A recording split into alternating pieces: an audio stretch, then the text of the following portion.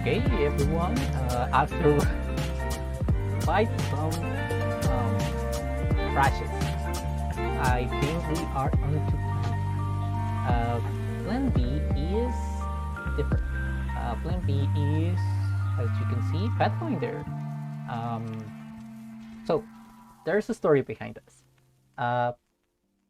There is a story behind this, and I think my internet connection is trash right now. Why? I don't know. But okay. Yeah, my internet connection is trash right now. So there is a story and why Pathfinder. So I think I have mentioned it before, but I played 5e with a friend group, and it has been a blast. So I do not have any issues with the system. I only that I'm playing through this. So I need to. I don't know what to say.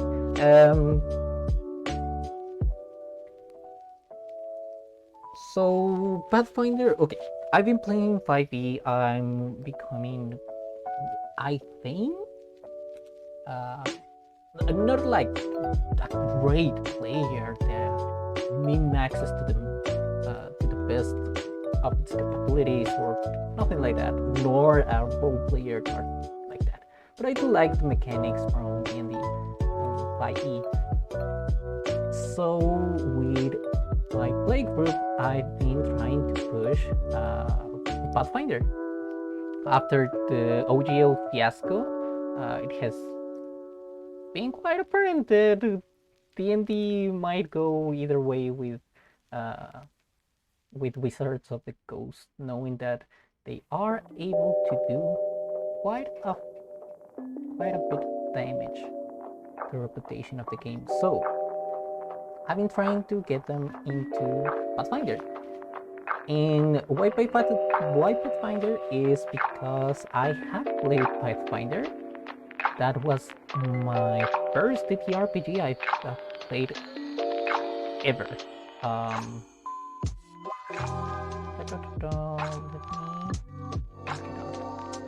So I started researching about Pathfinder 2nd edition because, well, it was quite a big news. It was quite big news when it came up. So yeah, I was trying to check out what was all the fuss about, and I found out archives of Netbase. That is quite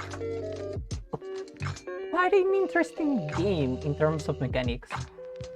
I've been making characters for 5e, like I have right now like 5, 6 different characters for 5e, and in every one of them I tried to make something different. I wanted to experiment with something else, and not all of them I've been able to play. They're just in the back burner. Desktop and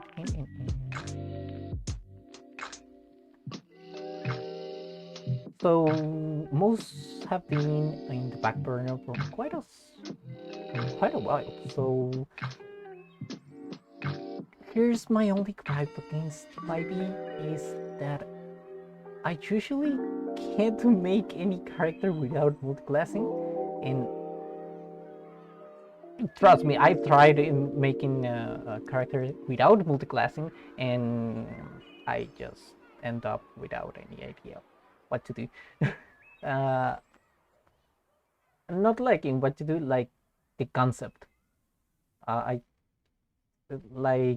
have no idea how flexible is a 5e class with a character concept. Honestly, I found it pretty strict. Like druids are always like hippies, There are no subclasses that work differently. I've been trying to do a solar punk build, but even there I needed to be both a druid and an artificer to make it mechanically sound, like a solar punk build. And what else? I tried to make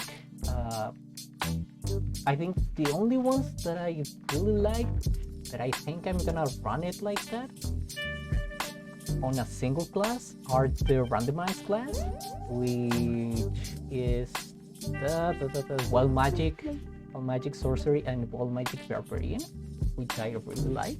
But otherwise, I don't know. I find most classes to be not that flexible without multiclassing.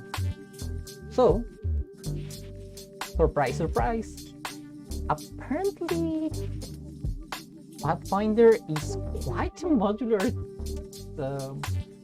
It's quite a modular system, and honestly, that is the best way I can describe it. So, I think it's gonna show up. Yes, this is Archives of Nethys. This is another thing about Pathfinder, that you to get it started, you don't really need the books. And again, I'm a total noob on this. Just let me fix that because I cannot.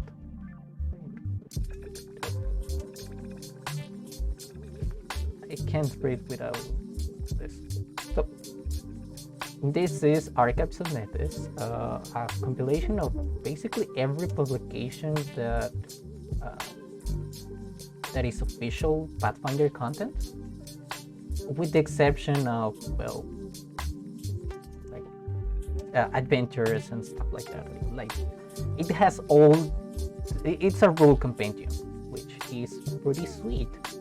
And here's the thing, I've been reading the rules mostly from the core rulebook, and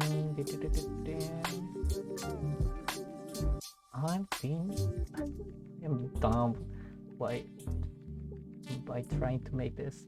So I haven't made the character. I finally reached the part where it says about character creation, and I tried like 3 times. I always end up wasting about 4 hours trying to make a character, trying to understand what it's talking about, even though it's, I think, a simple process. So I want to make a character right now, right here, right on stream, and see how long it will take. So Pathfinder was of the first TTRPG I played, but I was a noob at the time, and I've only played a single round of Pathfinder, so I kind of know how it plays. And I have played 5e for about 2 to 3 years now. Yeah, I think 2 to 3 years, and yeah, it's been quite a good time. But I want to explore what Pathfinder offers. So, character creation. Unless you're the GM, the first thing you need to do when playing Pathfinder is create your character. It's up to you to imagine what character past experiences, personality, and worldview, and this will set the stage for your role-playing during the game. You'll use the game mechanics to determine your character's ability to perform various tasks and to use special abilities during the game. This section provides the step-by-step guide for creating a character using Pathfinder rules, and preceded by the guide to understanding ability scores, which I honestly prefer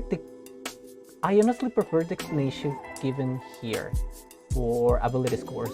I got, when I made my first character for 5th edition, the explanation of the ability scores, it was about the Apple analogy. If you don't know about the Apple analogy, it basically says it basically says what action are you taking upon the output that you need to roll for X stat. So it works, but I do think this the explanation given here is better, mainly because of this. Ability scores are split into two main groups: physical and mental.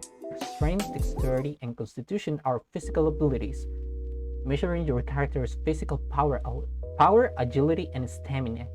In contrast, intelligence, wisdom, and charisma are mental ability scores and measure your character's learned prowess, awareness, and force of personality. I really do like force of personality as analogous as an explanation for charisma, and I'm not really sure about prowess. Awareness, definitely. Wisdom, awareness, definitely. I don't know about prowess with intelligence. I guess everyone understands intelligence, so actually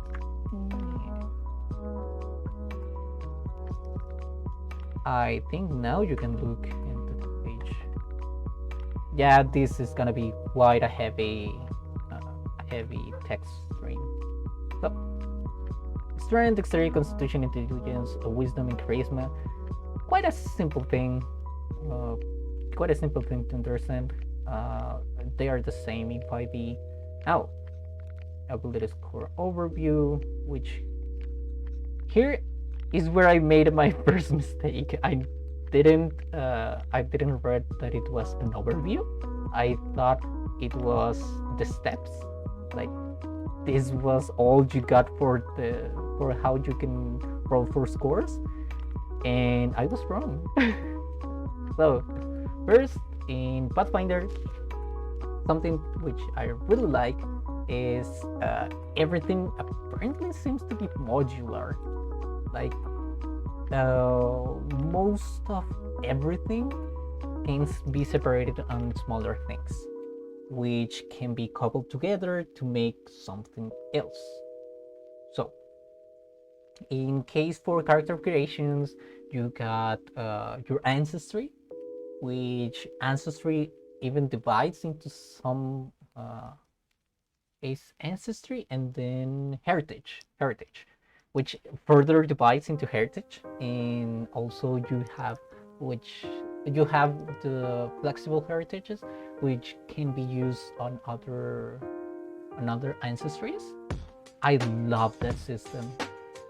It makes it so much simpler to make half races, to make something that feels different from other characters using the same species.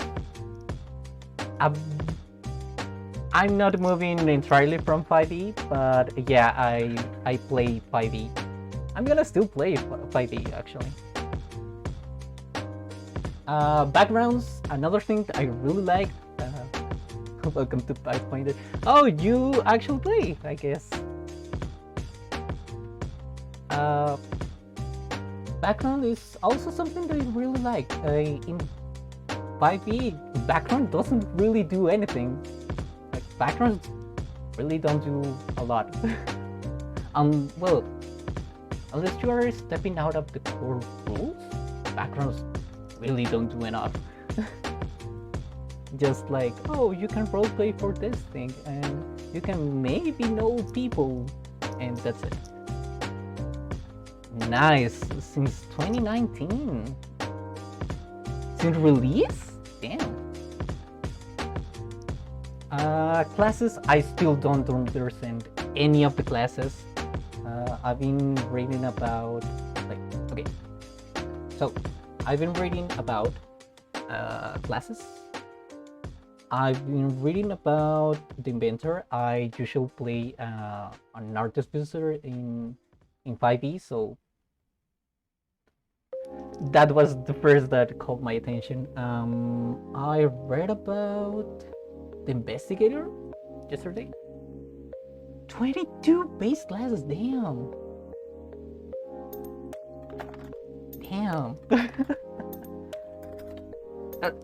That's something that I really like about this. Everything is super modular, so you have a lot of options. And even inside the classes, they have a lot of options. Okay, so at the end, you determine scores. Okay, all of that I understand. I read it. Fair enough. Ability boost. If you need to boost an ability score, there's 160 multi-class options. Yeah, I think that number is a little bit low considering how many options each class has. But I haven't done the math and I haven't read all the classes. So, however, the abilities which you're playing, an ability boost is already 18 or higher, its value increases by only 1. Okay. At first level, a character can never have any ability score that's higher than its.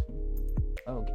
In ability flaws, you are only decreasing the ability score by 2. Okay. Ability modifiers. I think this is the same for D&D. The only difference is that ability scores can go above 20. So yeah. Okay, step 1, create a concept. I have been reading. Yesterday I've been reading about how investigators are basically like Sherlock Holmes. But like Sherlock from the movies. Immediately understand about their surroundings and that's what they are. Yeah, so I was thinking about, because I read some of the races, well, ancestries, which, let me stop here for a second. I do not I found it quite confusing the first time I read about the ancestries, because I didn't understand what they were, and it really took me a while before I understand that ancestry refers to species, basically. I guess it's less offensive calling them ancestries and makes sense in some. Feel free to ask, I will try my best to answer. Okay. So, I was reading about the Konrasu. I really like the concept of being basically a cosmic force incarnated in a synthetic body. Well, it is not fully synthetic because it uses natural materials, so there's that. So let me bring up my character sheet. By the way, chat, do you know about any character sheet that can be form fillable? Because I tried to look for one and I didn't manage to find anything from. Wait a second, I didn't manage to get any character sheet. There are 3 builders to use. Oh, so people usually use builders, character builders. Because I just use the character sheet as long as it's form fillable. So character name, no, none until now.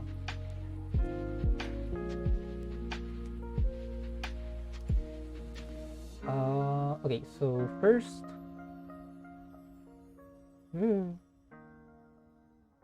D&D Beyond version, yeah. Pathfinder Nexus.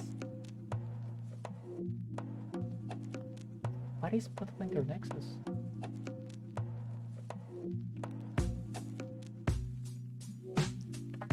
Kinda makes me want to make another.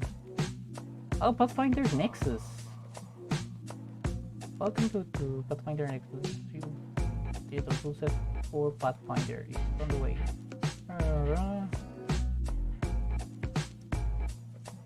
Okay.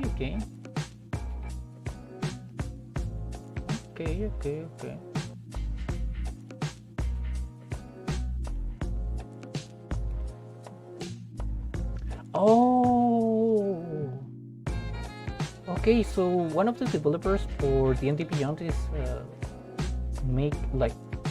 one of the former developers are making Pathfinder Nexus now. That is sweet. Ooh. Versus game rules. I guess. Okay, so I'm gonna check out this.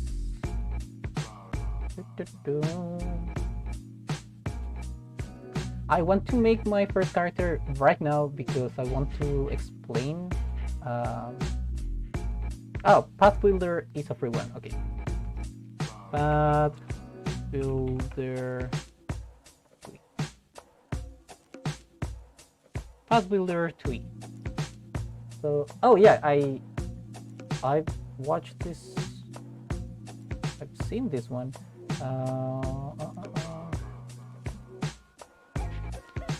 It's gonna delete every part. Okay, it's gonna delete every cache spot. Oh, what is this? Oh, your character will carry on the left hand side, so you can point out as far as you want. Oh, that is nice. That is really nice.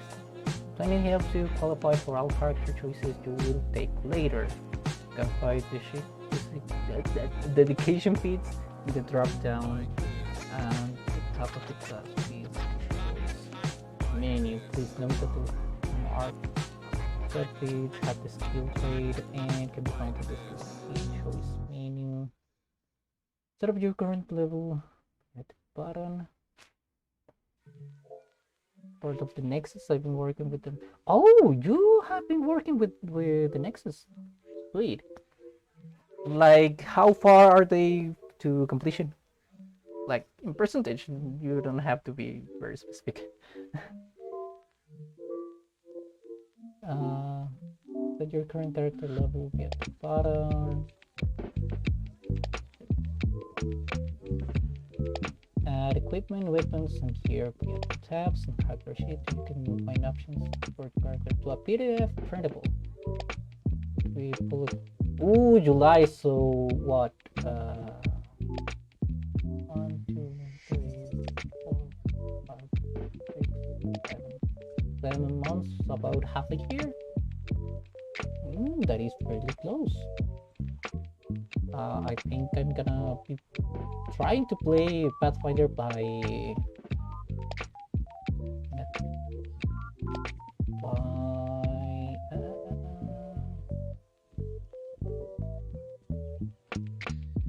June. I'm gonna try to start my first campaign.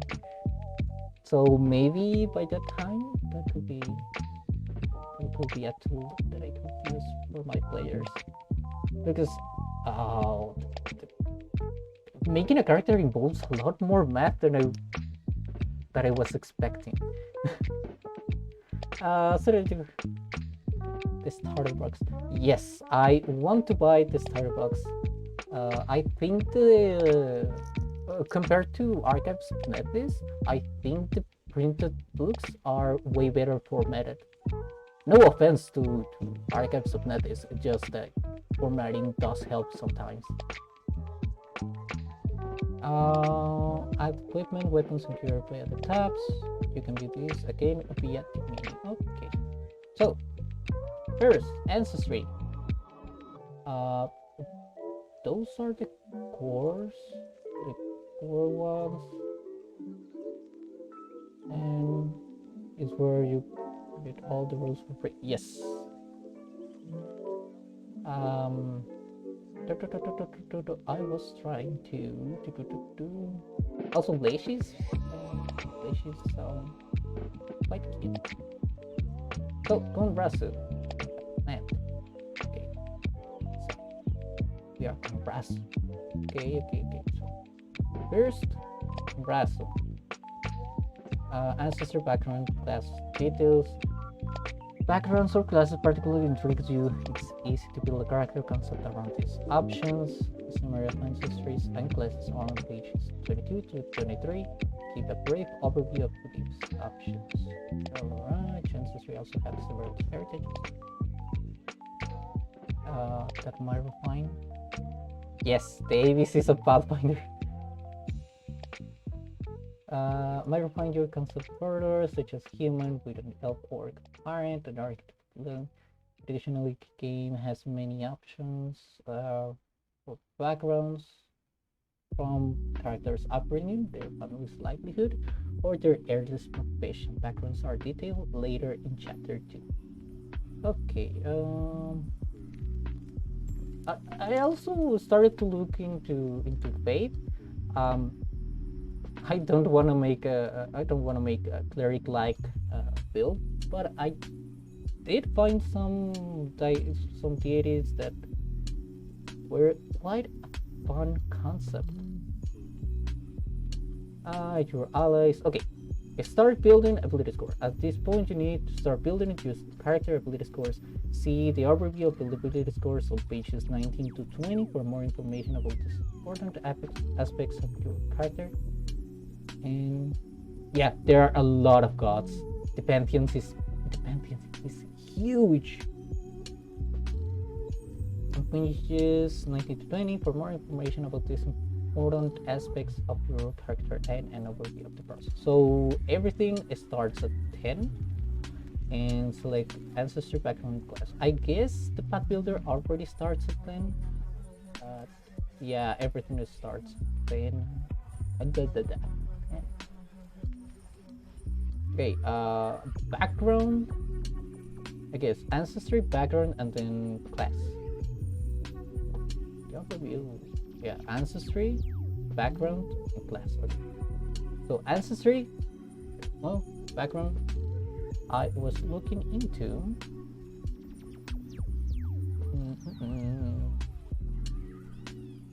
Oh, where is it? Wait, you know? Yes. Oh, there are 2 archaeologists? To know what ancients are lost. We'll go die before learning the next. Oh, okay, so this one just understood archaeology by practice. I'm gonna. Okay. I think this is source, wasn't it? Yeah, I think these ones are sources. Am I wrong here? Like, okay. Yeah, okay, so sources. Archaeologist, let's go like that. Brasso archaeologist. We are already on. Also, isn't there a free ability score? Where can I apply it? Where can I apply the free ability score? Yeah, I think it's Low Stomach World Guide. Ooh.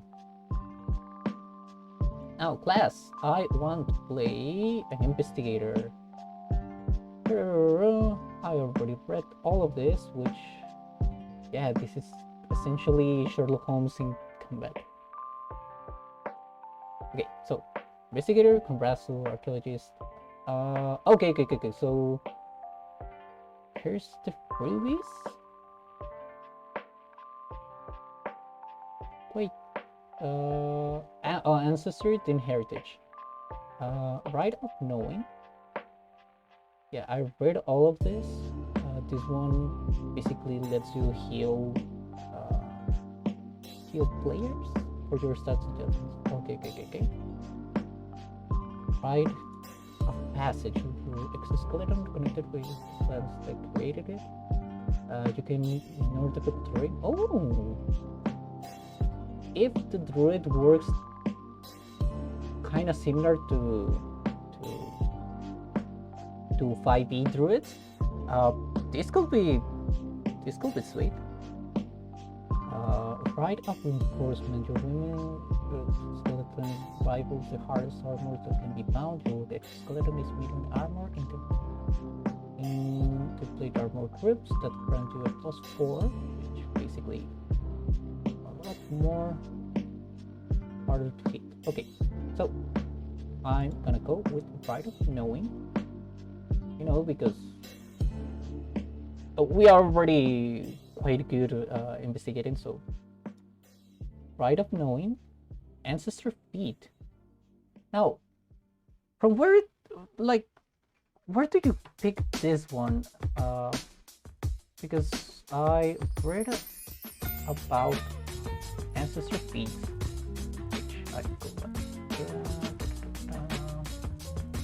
So I think these ones are Ancestor Feet. So you always pick one after you pick your ancestry. Am I wrong? Also, why this kind of luck? Okay, okay, so you always pick an ancestor feat. Okay. Also, why does this look like locked? Like grayed out?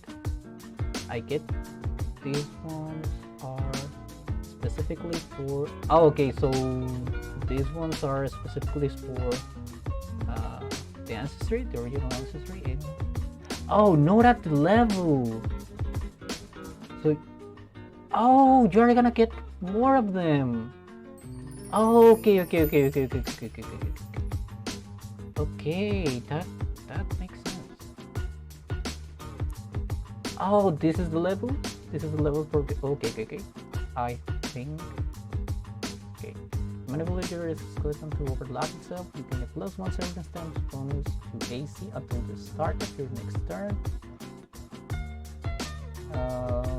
Not for branches. An arm attack deals 1d4. Each of these arm attacks, as you can probably group, then use one of your hands. Reservoir. Crafting and upgrade this. You'll automatically become trained in one of those skills from the background or left, for example. You instead become trained in another skill of your choice. You also become trained in compressive weapon. And compressive weapon familiarity. I have... well, you are trained with the compass shortbow, blade, long spear, long sword, shortbow, and spear. I think investigators do well with what's it called? Finesse weapons. Am I wrong? Because they work with intelligence and, well, dexterity. Some things that upgrade intelligence also upgrade dexterity, so finesse weapons could work well. But I don't think short bows, I don't think bows, nor glaives or long spears are finesse weapons. So, for the purpose of determining your proficiency, martial compressive weapons are simple weapons and advanced compressive weapons are martial weapons. So let's go simple. Let's go for ceremony of protection. Has speed. Now I really don't... oh, I read about them. I did read about them. Class, investigator, art.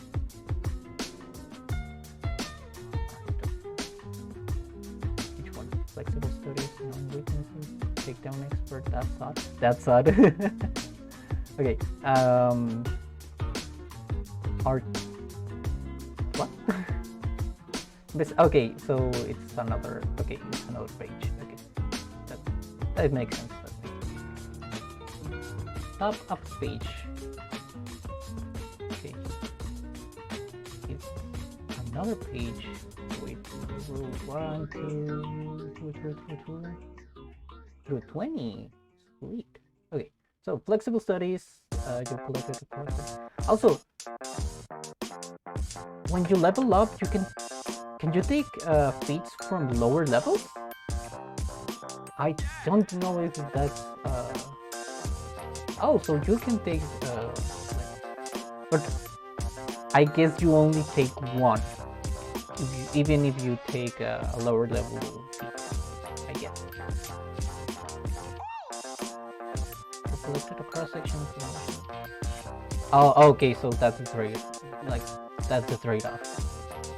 You collected a cross section of information on various avenues. You can refer when preparing for this test during your daily preparation. Cram on a certain topic. Become temporarily trained in one skill of your choice. Last until you prepare again, as proficiency is temporary, you can use it as a prerequisite for a skill. Makes sense, otherwise you could cheat out.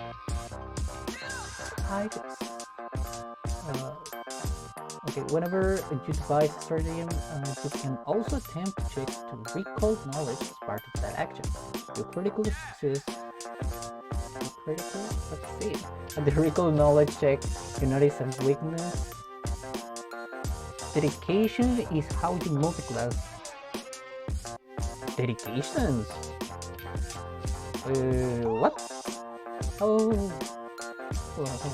Oh, dedication feats. Dedication feats. Oh, but yeah, it makes sense. At level 3. So dedication feats. What are dedication? So they are like magic initiate in D&D. Magic initiate feat that lets you pick stuff from other classes without having to take levels from that class. Am I wrong here? You don't lose anything from your base class besides speed. Okay, so you essentially just trade off one feat for another one, which is flavored like other feats, I think. Okay, dedication feats. Because I know, aren't archetypes also for multiclass?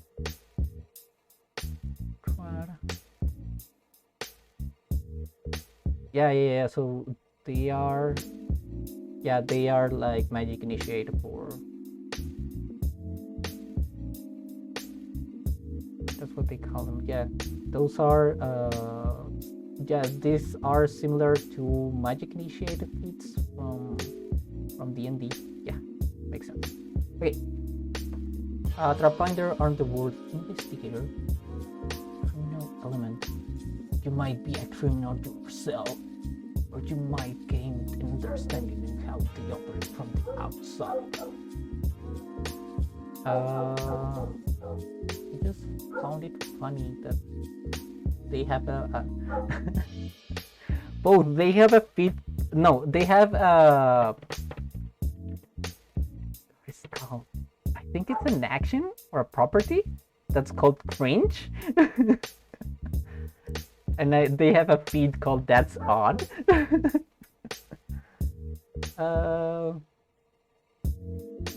Terms what it is over there. I think this one is GM dependent. There is nothing reasonable to pick up.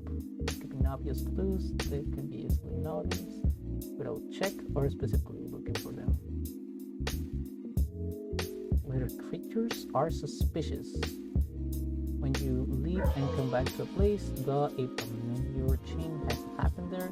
Time has passed, the game might determine that you do. Okay. I'm gonna go for personally like Trapfinder or known weakness. Yeah, I was looking into known weaknesses. Device third game. You can also attempt to check to recall knowledge. I kind of Trapfinder is also sweet, but I think that's more. I usually prefer city. Also, any recommendations on adventures for Pathfinder? I don't know what like which ones are good or which ones I might pass. I usually like stuff similar to Dragon Heist. I really like that. I really like that adventure. I haven't had the opportunity to run it, but I really like to play one. The best one agreed that Vault is good. Vaults. Oh, it's called Vault PF2E. Ammunition bolts?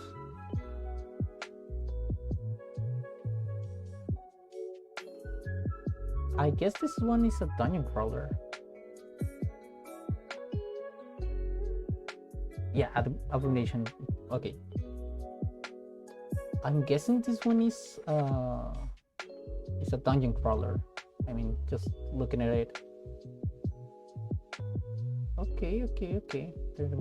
Yeah, it's a mega dungeon. It's a dungeon crawl. 1 to 11? Damn. There's a mega dungeon. Isn't there an adventure with a city setting? Inner box, blue books, adventures. Edge Watch. Okay, let's see. PF2E.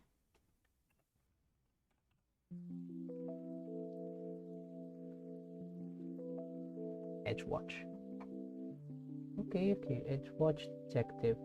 Oh, wait, that is not right. Agents of Edge Watch. Okay, Edge Watch adventure path. Okay. I'm gonna look at those adventures later. Okay. 1 through 20? This one is a full adventure? Damn, 1 through 20. I haven't played a single campaign through 20 levels, so there's that. And Drown Heist is just from level 1 to 5, so that's something. Okay, let's go with known weaknesses. Accept. Known weaknesses, they have XP or milestone rules in them.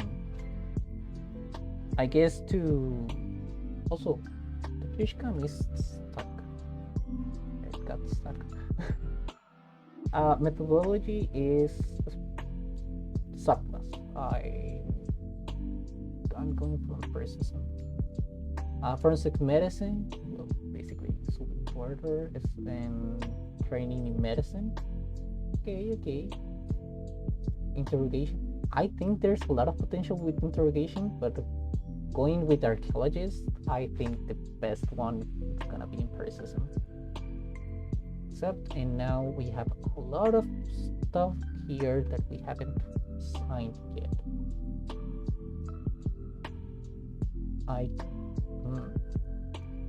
Okay, so these ones are added from. Okay. Set abilities. A starting ability boost. I don't know what this one is about. Okay. Background boost. Constitution is strength. Class boost. Intelligence. Free boost. Okay, here they are. We have 4 free boosts. We are going into dexterity. We are going into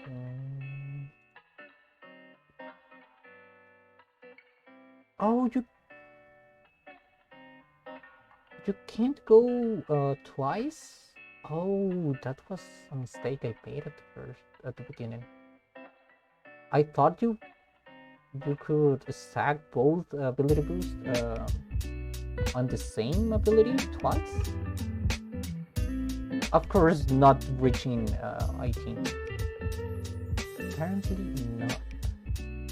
Okay, so 2 ability boosts, dexterity, intelligence, constitution is always good to have.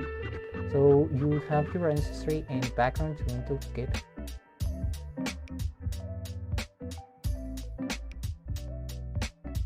But it, for free boost, it doesn't. Oh, okay, the background boost, okay. Background boost, intelligence. Okay, I get. They're set to strength right now. Okay. Yeah, I get. One. Oh, okay. With intelligence and dexterity. Another boost for dexterity. 1 for constitution, and we have 1 for wisdom, I guess. Oh, also ancestry, intelligence. Right, +4. +4, +2 in dexterity. Can I make it? Oh, these are standard, so these are here. Okay, I get how it works. I'm getting there.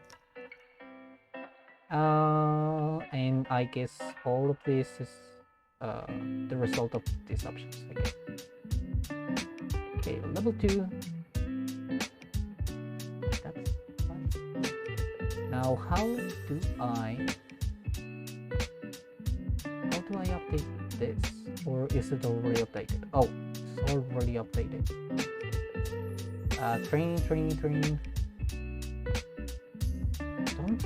Okay, training in saving throws for fortitude. Train expert in reflex. Skill training is your skill area. Oh yeah. Okay, 8 skills. Isn't that like a lot? Or is it normal to have that many training, like that many skills trained? Rogues get the most. How many they get at the start of the game? Wait. In 5e, I don't remember if it's bards or rogues the ones that get expertise. Because I know bards can get a lot of proficiencies with skills. If you build right, you can cover all the base skills. Wow! That is really cool. So, okay, it only lets me. So let's go for that Arcana, Crafting, Diplomacy, Skill Presentation, Nature. Oh, could do some. Oh, because of our ancestry? No, because of our heritage. Wait. Performance. No, maybe. Stealth. Let's. We still have 3. So perception.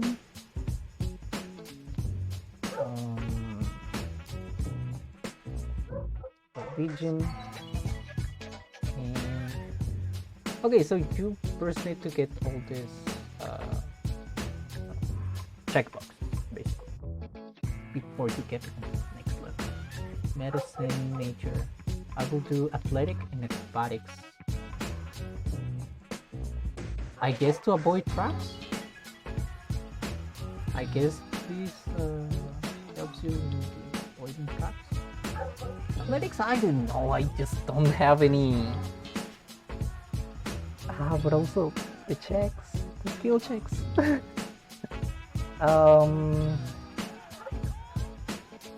Or being tripped or being moved. Oh yeah, that makes sense. Gains grappling. Oh, we do not have more skills. So lores? No. Don't we have Okay, so we have one original skill training. Which skill are we trained with?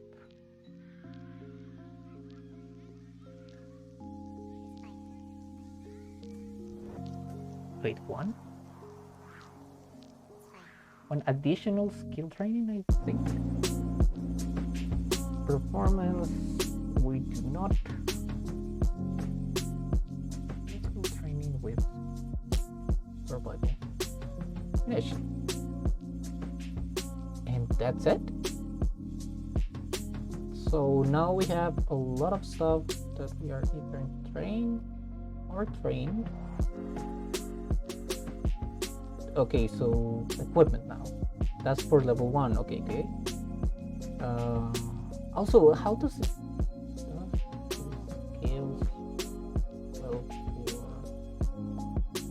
4? I don't have the option here. I wanted to see how does it look like in. You start with 15 gold.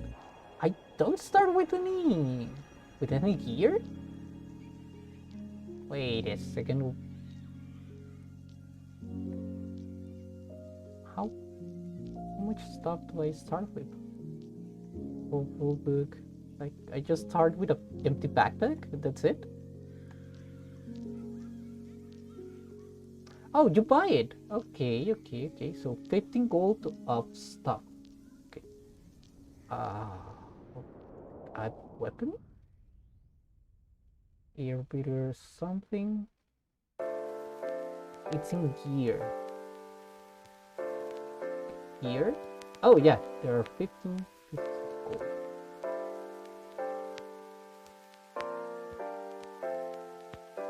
Adventures.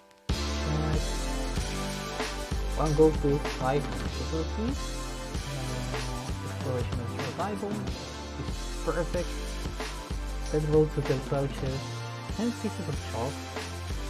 Link steel, 50 feet rope. 3 potions. Soap. Okay. 5 torches. Okay, so Adventurer's Bag, basic chair. There are class kits. Class kits? Oh yeah, kits. Kits. Investigator. What about? Kit Investigator. Buy it with 92 silver pieces with bulk of 3.5. I still don't know what bulk means. I think it's for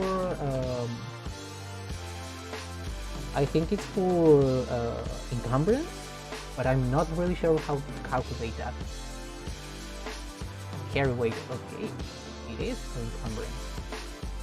If you want to quickly decide how to spend your starting on what your class needs, note that an adventurer's bag, which is included in each kit, contains a backpack that will into both pouches. Okay, so this is an adventurer's bag plus something else. Okay. 10 light items equals 1 bulk. Okay. So bulk is kind of like a multiple of 5 pounds in D&D? Question mark? Encumbrance rules in 5e is quite something, so quite a thing. What else does it have? Weapons, 20 bolts, crossbow, and a short sword. Wait, a grappling hook is... Okay. Making great against DC target. Firm hold, but on a critical failure, the hook seems like it will potentially fall on your pathway. This is 92. 9 gold pieces, 2 silver pieces, so we still have 5. Weapon attachments. They have a lot of stuff here. So let's buy these. to your inventory and set your armor. Okay. You don't have to spend it all. This will simplify your coins. Yes. So it auto updates everything. I really like this page. I really like it.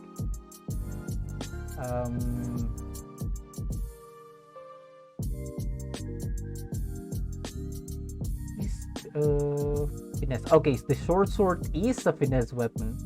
Didn't know that.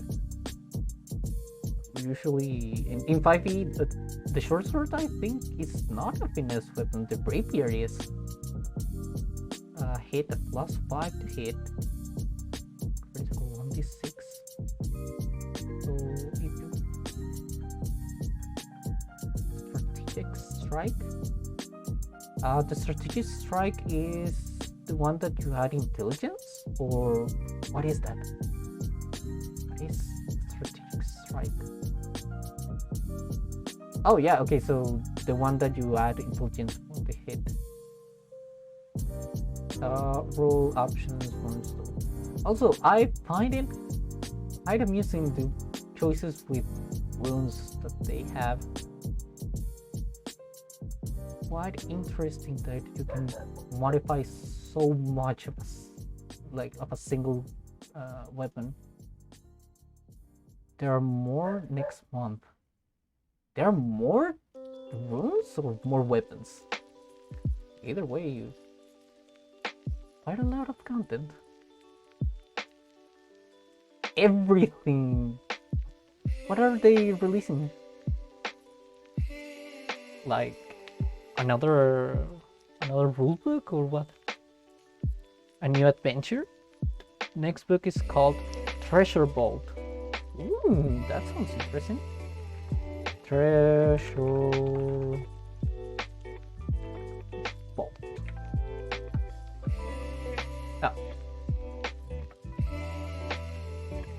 PF2. Treasure Vault.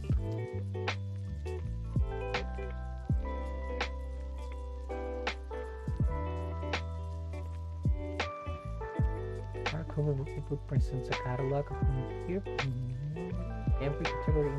Damn. Perfect tool for the job for signature book. That's another thing that I really like. Like just passing through what Pathfinder had to offer in terms of weapons. They have so many. They have so many properties that almost every weapon feels unique. Like there are like just a I have no words. They have so many options with weapons because of the property, like the traits that they can have, that like just reading about them like gives you the impression that almost every weapon feels unique. Weapon types all do different things when they trade. Yes, I've been reading about that, and also I like the way Pathfinder handles trades. I hated the one D&D. I hated the one D&D Unearthed Arcana that said, oh, if you had a 20, like a natural 20, you instantly crit, and if you have a natural 1, you instantly fail. I hated that because, I mean, it doesn't make sense, because otherwise why would you get levels, why would you get a higher skill modifier if at the end, if you get a 1, you still have like you still have a 5% of failure. The 4 degrees of success. 4 degrees of success? But in Pathfinder, I really like how they handle critical failures. Having that -10 on the required DC, that is pretty hard to do. But I guess in Pathfinders the checks are higher. I guess the checks are higher. That way, critical failures are more common. Otherwise, I don't know how do you get the score 10 points less than you need. Than the one that you need. Each chamber of the Dragon's Bolt contains a mountain of treasure from deadly new weapons, gunning suits of armor to mysterious chemical items. There is something in the bolt for everyone, including nearly 600 new items spread across numerous equipment types. Over 50 new weapons such as the devastating Earthbreaker hammer and ferocious Porcata. Also, another thing that I really liked, they have hybrid weapons. One weapon that I really wished was in 5th edition is okay, so this one I know that is right here. Roll natural 20 on something you will fail to hit if Pathfinder means you get to basic hit. I really like that. I really like that because it it gives the impression how hard is a certain check. Even if you score the highest roll in your dice, the task is so hard that you might not even hit. So in 5th edition, at least in the Unearthed Arcana version of 1D&D, not 5th edition technically, they said, well, if you hit a 20, you basically critically hit, no matter how hard it is. And I really didn't like that. I know from where they're I know where are they going with that, and you won't be able to get just lucky crit. Yes, getting lucky crits, even though I like them as a player, I get why they are not supposed to be in some like a common occurrence, because that means 5% per, like there is always a 5% possibility to crit and always succeed, which is not something that I really like.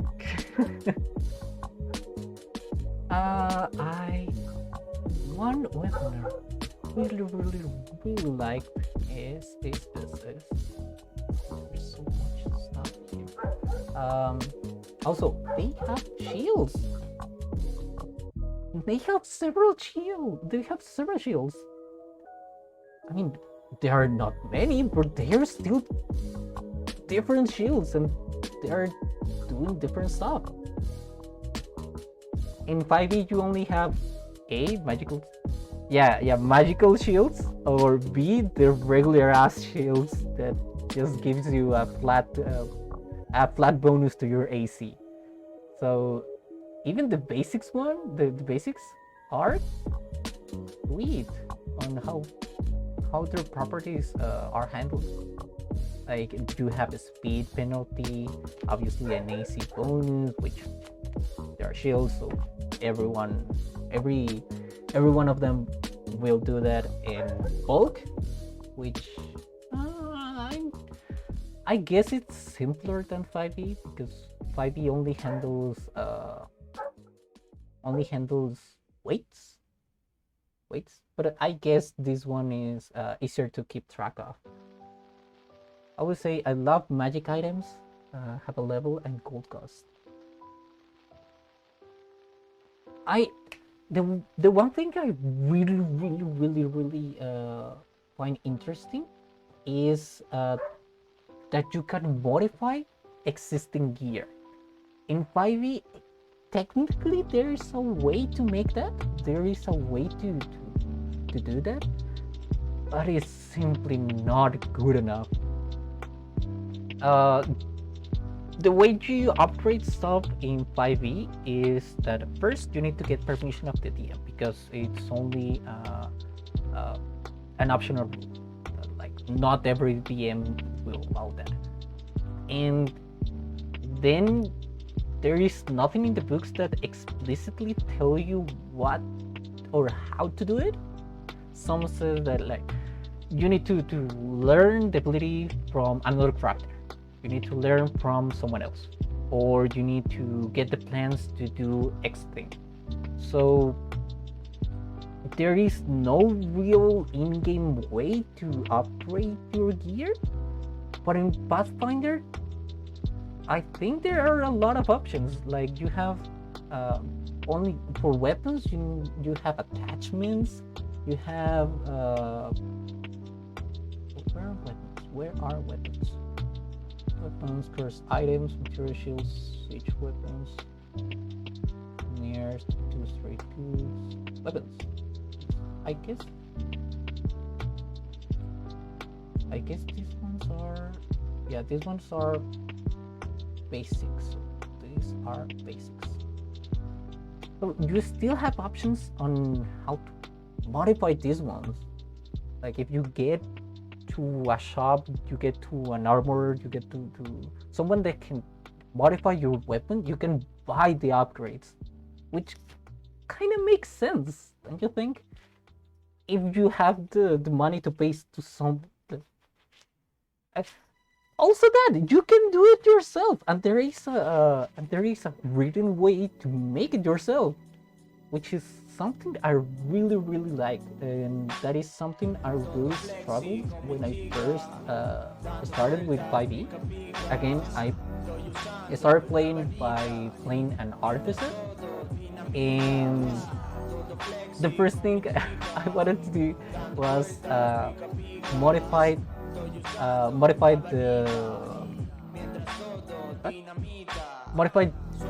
like the weapons from my teammates. So I wanted to change properties that might be a debuff for the usage of the weapon. But every time I had to reread the same passages that were not at all a mechanical description for modifying weapons to essentially end up at. Wait a second, I need to change the. Oh. Okay. So I basically ended up frustrated because the only options I had was to spend about a month just trying to work in a single piece of equipment, and I can't change properties. That was a homebrew rule. That was only a homebrew rule. You could work into making it a magical item, but you can't change the base properties. So let's say you wanted to make a heavy weapon kind of like magically lighter for X or Y reason. 5e doesn't have anything like that. 5e doesn't have anything like that. And if you think in fantasy, you actually find like maces that quite literally work like that. They are lighted, but for everyone else, they still have the same property of its weight. So I find it weird that in 5e, like, yeah, I'm a fan of the roll for combat and third-party content. Roll for combat, are you talking about in the initiative? Like, the way you can shift places after initiative is given? Or what? I play the alchemist. Yeah, I have a friend that started playing a homebrew class. They made it so you can play as a dragon in Pathfinder. Dragons? Wait, dragons? What, as an ancestry, or do you shape into one? Or they are like dragonborns.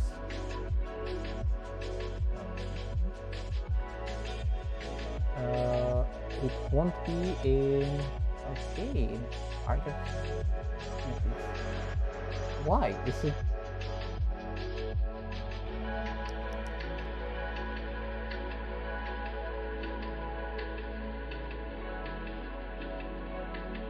How can you play a dragon? Dragons, ancient dragons, PF2 SRD. What they are? No. Because AONI is official basic content. Oh, so it's okay, it's unofficial. Okay, that makes sense. That does make sense. Oh, so you're talking about a homebrew way to play a dragon in Pathfinder? Also, with all the options that every class gets, I'm not really sure if RPG bot is a good option to see optimized build. Because I look at that. Okay, who made it was oh, okay, that makes sense. That makes sense, like official-ish, because it's not official, but it's made from someone that actually worked in the game. Just look at that. Also, the options are pretty good. Yeah, with all the options, both classes, heritage, and backgrounds gives you, makes sense. Most options are quite good because most options have their own niche. Okay, so that's the dragon one. Battles to Ancestries, Roll for Combat. Okay, so Roll for Combat is a publisher for 5e and Pathfinder.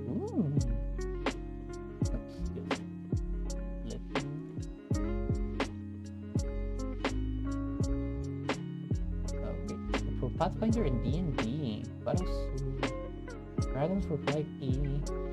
Oh yeah, definitely Dragon. We're also doing a year of monster right now. So right now you can play as a slime. Oh, please pass the link for slimes. I need to share that with a friend.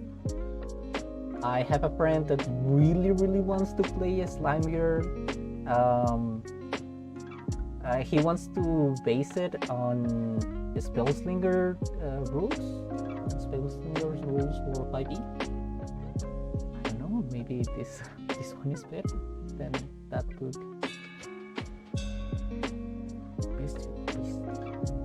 Bestiary, Battles to Ancestries.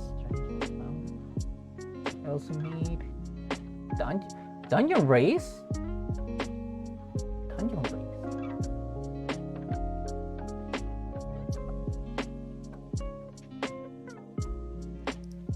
Dungeon Race, Year of Monsters in PPT. It's a BTT 4, like a piece of software through 2023, and the Foundry BTT. Okay, it's for Foundry. Go to free, then just get the dungeon PDF. What? Wait, what?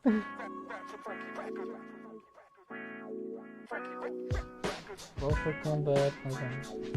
Look at the top of the page. Free. Haha.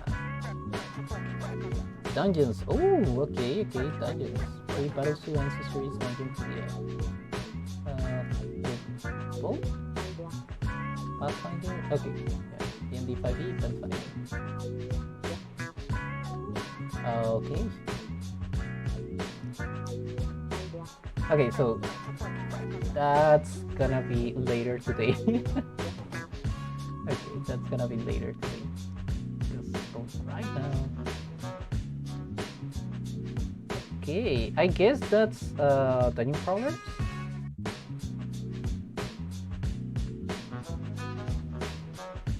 Wait a second, where's Twitch? No, where's Twitch? Oh no, I can see chat. I can see. Yeah, I can't not see chat. Hang on a second.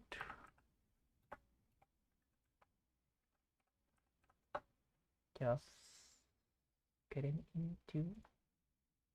That always gets him right near the top, like he is right now. And okay, we're back.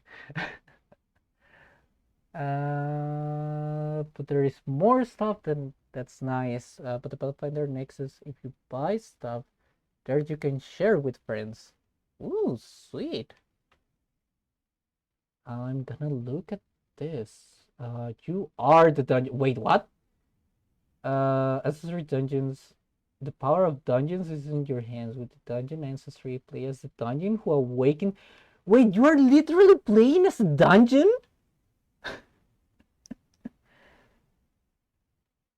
That's something.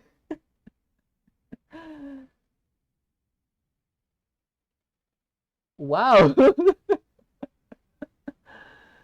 I thought it was just. I thought it was just like a dungeon crawl. Apparently, you're playing literally as a dungeon. And your monsters are building more on it. Makes sense. This is a yearly stuff. Dual indigo isles. Milligrease PDF. Dual of the indigo isles. What is this? Oh yeah, it's an adventure. Sweet.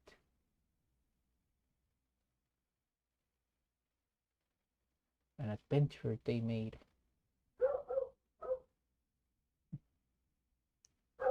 Oh, sweet. I'm gonna take a look at this site later today, because yeah, PDFs. I want to run a campaign on Pathfinder, but I don't know about any adventures from Pathfinder that I'm interested yet. I'm gonna check out the reviews later. I just find it funny that there's literally a book on how to play as the dungeon itself. Pokemon to Pathfinder. What is that? What is that? The Eldamon. Okay, LT. Mm, mm.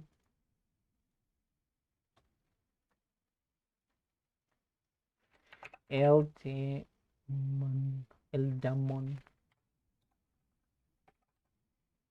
Uh, oh, for roll for combat. Okay, roll for combat. We already know which page it's gonna be. Battlesuit Eldamon. Okay, Battlesuit. Oh, that's literally okay. That's literally Pokemon. Okay. I'm gonna share that one with a friend. Oh, he needs to see this. So, okay, going back to what we're okay, going back. I think okay, so these options are just here to plan. No, these options are here when you get to level up, I guess. So you do the same from level one. You get a class feat, a skill feat, or wait, no, because we already said that we are level one, don't we? So here we can plan for future changes? Guys, how do you keep track of all these stats on pen and paper? Like, have you tried to do them on pen and paper, or these tools has always existed and you never had to worry about that? I'm really intrigued. Great fortitude. Yeah, so here you can have clean as a reaction. Yeah, device stratagem. Frequency once per round. You assess both weaknesses in combat, and it was a few months. Oh, so this basically always existed for 2E for Pathfinder. So where's the music? I shut it down on accident. There we go. Okay, so this essentially always existed. I'm wondering if there's something this nice, or well, I guess it doesn't work that well for D&D. Even though most of the stuff can be like default computed, I guess it doesn't always work like that. Considering there's a lot of homebrew on D&D, and I guess in Pathfinder there is too. One hero lab for 5e. Hero lab for 5e.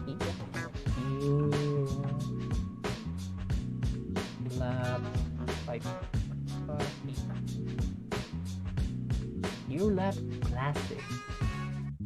No development.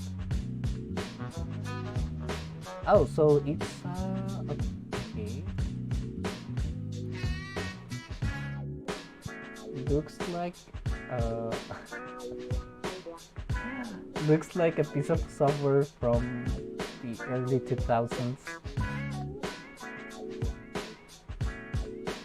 So most Pathfinder players just prefer to use a character builder rather than the PDF.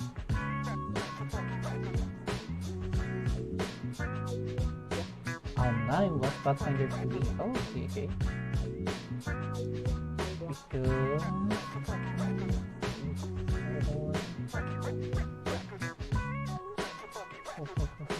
for my D&D stuff.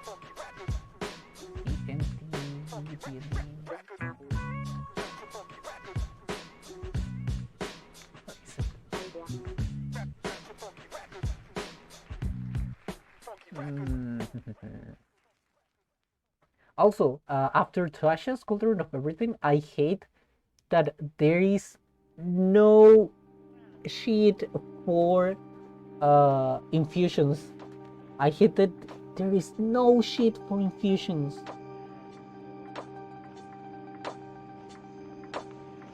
Oh, there it is. I usually just use the character sheets if there is a version that is form fillable. In this case, I have this one for Tiamat. He's supposed to be the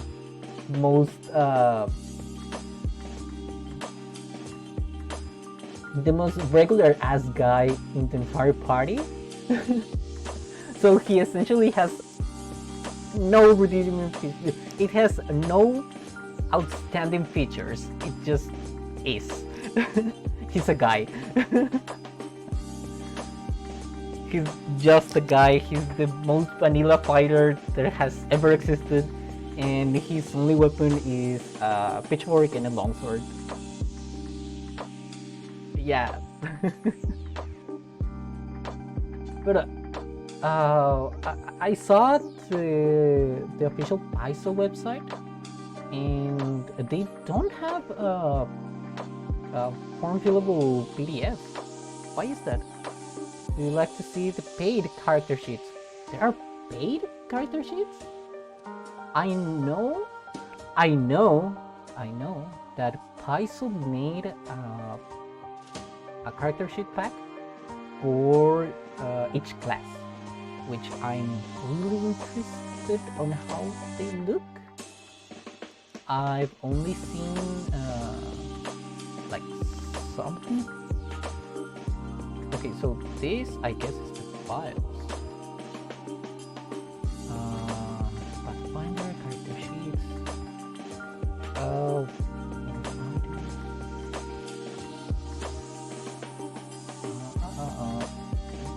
I think this one is the generic one. Yeah, this one is a generic one with items. Yeah, the spellcasting sheets.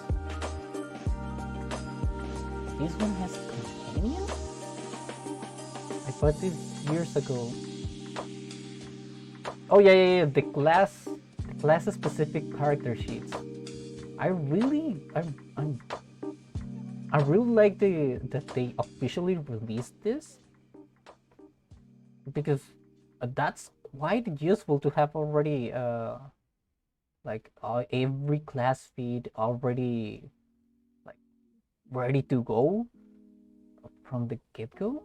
So for printed products, I think this one is pretty nice. Just select which class do you want to play as, and already have a lot of stuff already printed. They don't get updated with the... Oh, that's...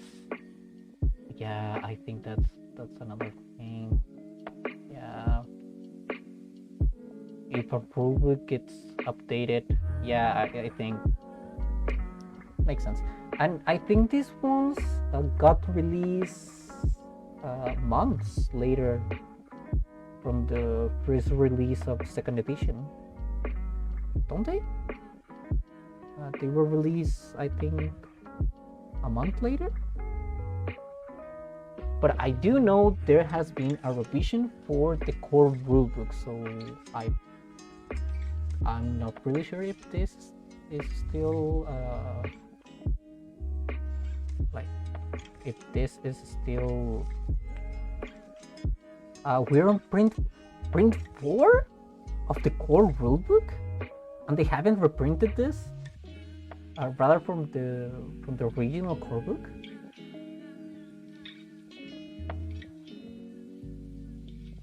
Yeah, that's right. This is maybe some people do, but I personally, I have to give my controversial opinion. They only went up to the APG. I personally think the character sheets for Pathfinder are cluttered. I do not like how they look like. That's just a personal thing, and I struggle to find essentially what's that you're referring to. Just visually, I guess mechanically this makes sense, and some things actually are better than more minimalist designs, because you have labeled training expert I don't know, mastery, the legendary. It's black and white, and I'm using my character sheet, the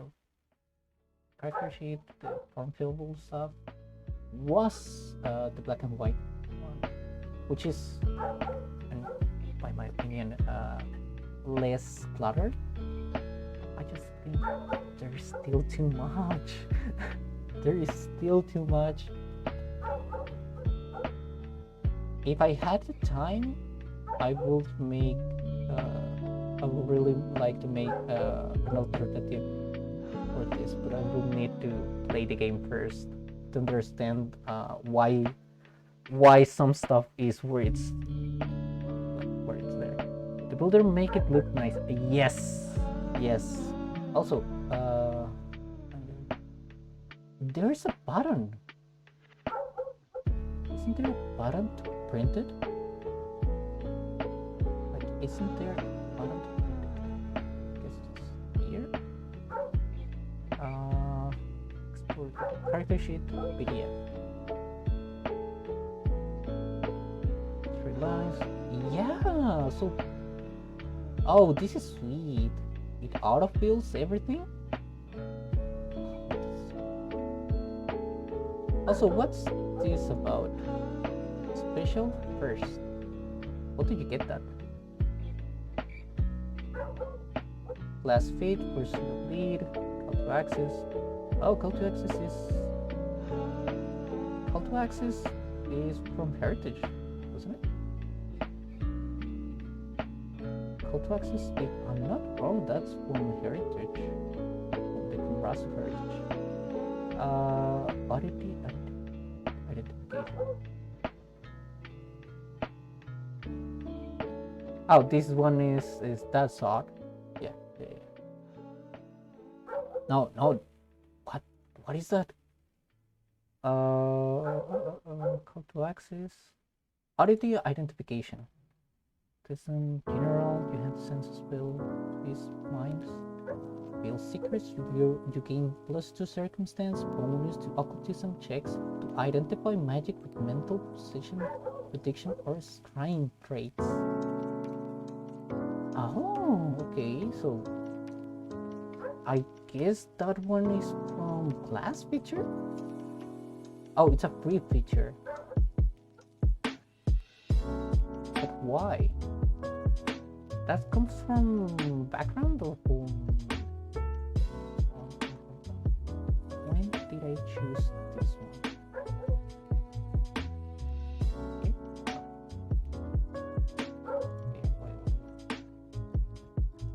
Nope. When did I choose oddity identification? It came from your class subtype. Okay, I need to read about it. So, class, investigator.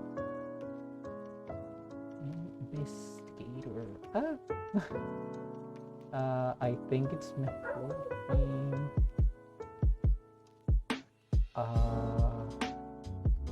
You gain that's odd investigator paid.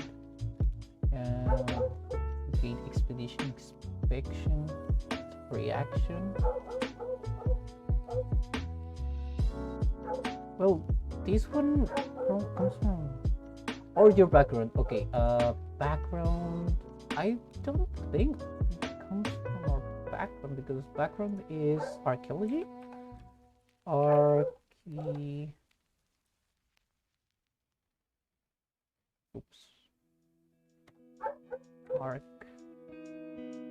Archaeologist. I use this one, I think.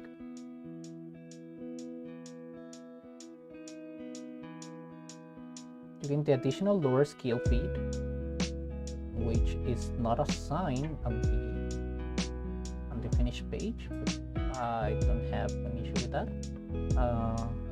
Or it's from a different book version. That could be it. Oh yeah, because we used the we used the other one. There were 2 archaeologies.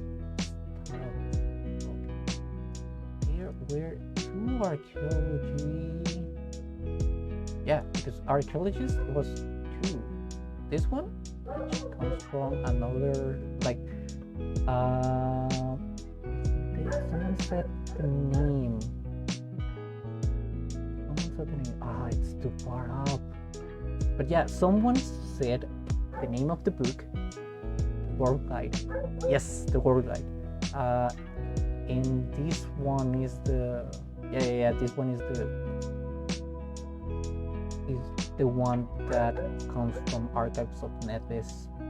Yes, this PFS guide, page 6. Yeah, okay. So that makes sense. That's why we don't have another culture added to our sheet.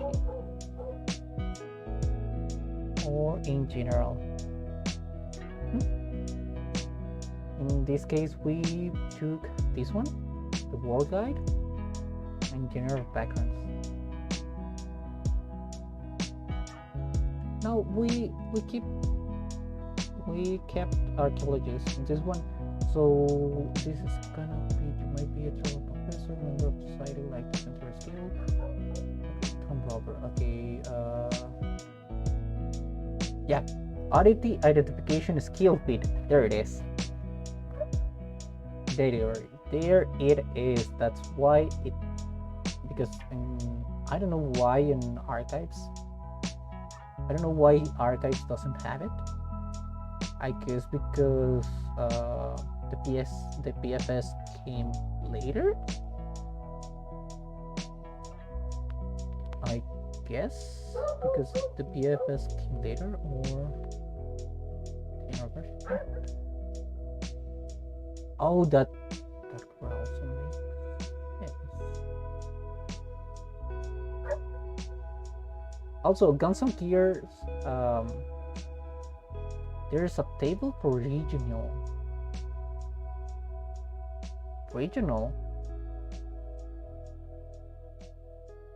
Scroll up. Where? Legacy backgrounds. I think we get, nope. Regional backgrounds.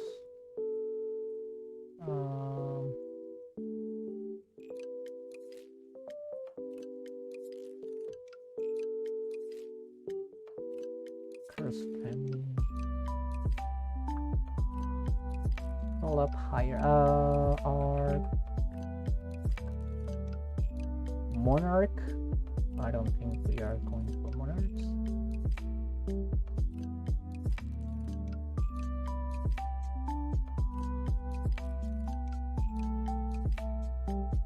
Witchweary, Winter Child. Nope. Odd.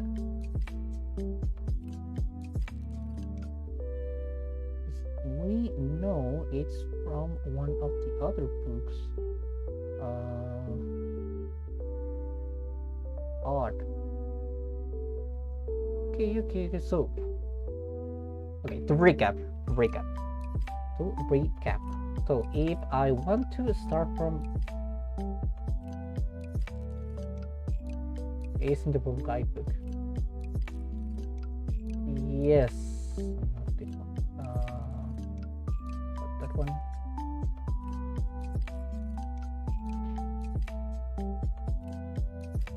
World Guidebook, it doesn't appear.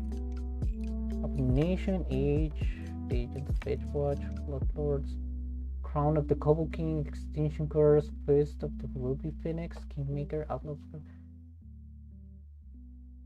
They don't have them? Let's see, the setting.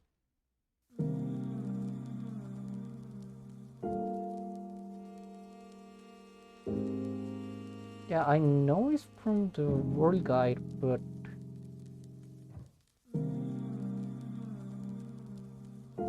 I'm not really sure how do I look for it.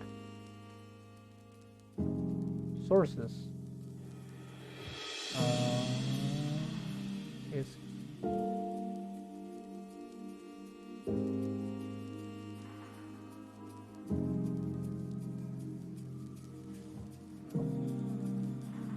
World Guide. Oh, okay, yeah, World Guide. There it is. World Guide, Paizo Store, latest errata at 2021. And backgrounds, and here's gonna be the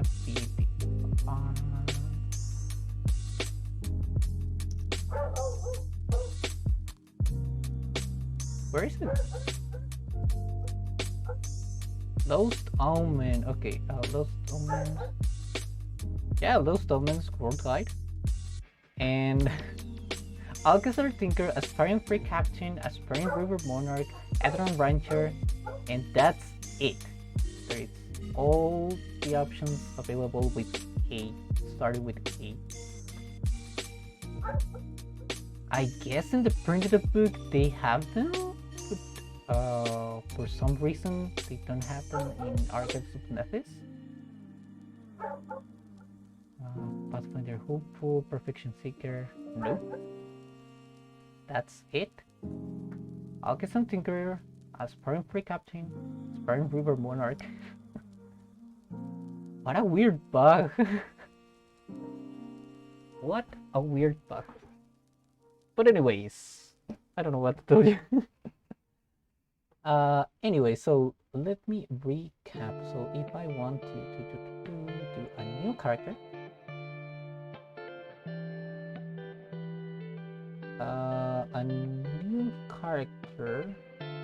oh, and it also adds stuff from Battlesuit. Interesting. So I want to start one. So first I go in order. Also, we have dragons. Yeah, in Battlefield. So a regular ass human, because why not? Regular ass human, which is ooh, I've seen goblin, a freaking goblin. Why? Because I laughed the first time I saw the big boom gun, the big boom boom. I love the freaking thing. What? Criminal? Do you know what? Criminal. As soon as adventures to seek redemption, to escape the law, or to simply get access to better and better good. Yeah, you know what? Criminal, and damn, all of this from okay. So all classes. Okay, so the core is pretty expensive. Druids, cleric, champions, bards, barbarian, alchemists. Just with the core, that's pretty big selection. Where is it? Inventor. Heck yeah. A goblin criminal inventor, because he's a mad scientist. With I think there's a Gansi and common heritage. Yeah. He's a freaking time bomb. He's a freaking time bomb. Gansi case, common door. Also, oh, okay. So we already have dark vision. And how does dark vision work on Pathfinder 2e? You can see in darkness and dim light just as well as you can see in bright light, though your vision in darkness is in black and white. So you don't have a distance limitation? Because I think dim vision works with only dim light. Oh, you don't have distance limitations. Oh, that is sweet. I mean, also, dark vision 5e rarely has issues with distance, except in a few dungeons. I realized that in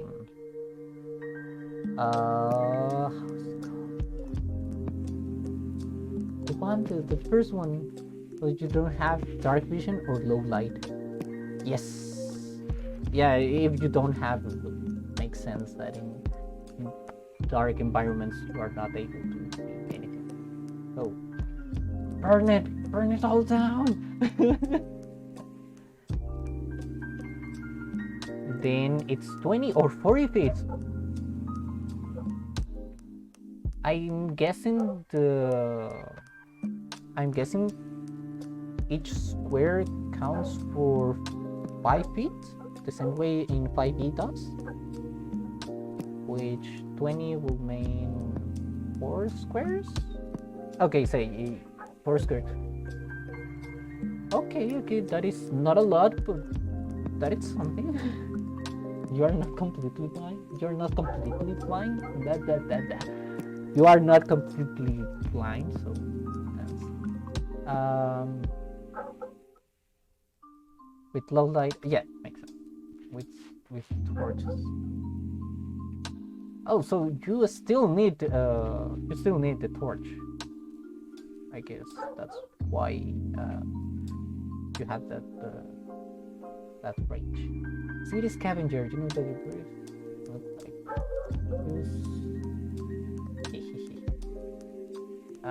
the subsist society survival when you subsist in a settlement. Okay, there we go. If you want me, either city scavenger or what else?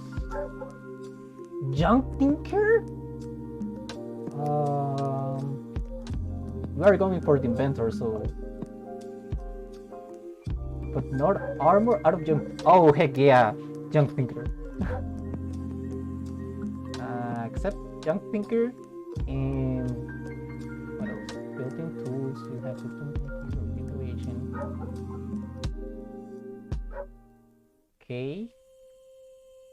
Okay.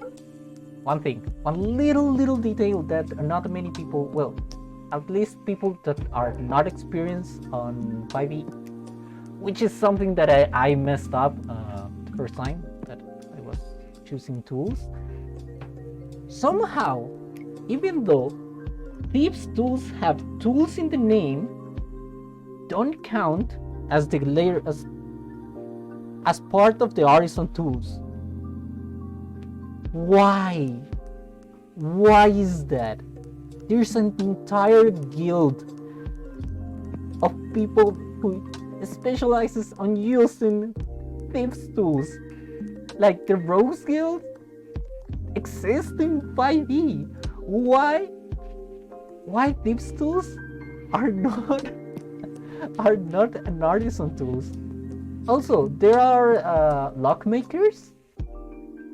Makes sense that thieves tools are gonna be part of a lockmaker toolkit. Why? And apparently Pathfinder doesn't care. Pathfinder says, okay, it says tool in the name, so it's meant to be a tool, which I like. if that assumption is correct, then I like it. Otherwise, I don't understand why Thieves Tools is even called Thieves Tools.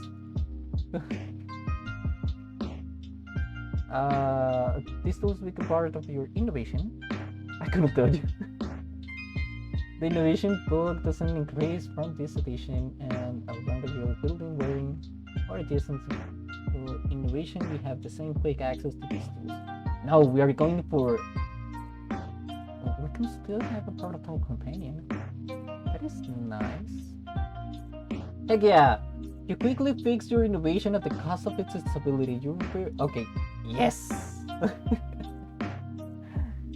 Innovation! Weapon innovation! Yes! And we still have a lot of abilities. Let's go for. Do you have Constitution? Heck yeah! Oh, they also need a lot of intelligence. So, intelligence. Do we have a Constitution? Yeah, Constitution, intelligence, 3 times intelligence, and another one in Constitution. Something that we can do to don't. Yeah, something that we can do to don't die.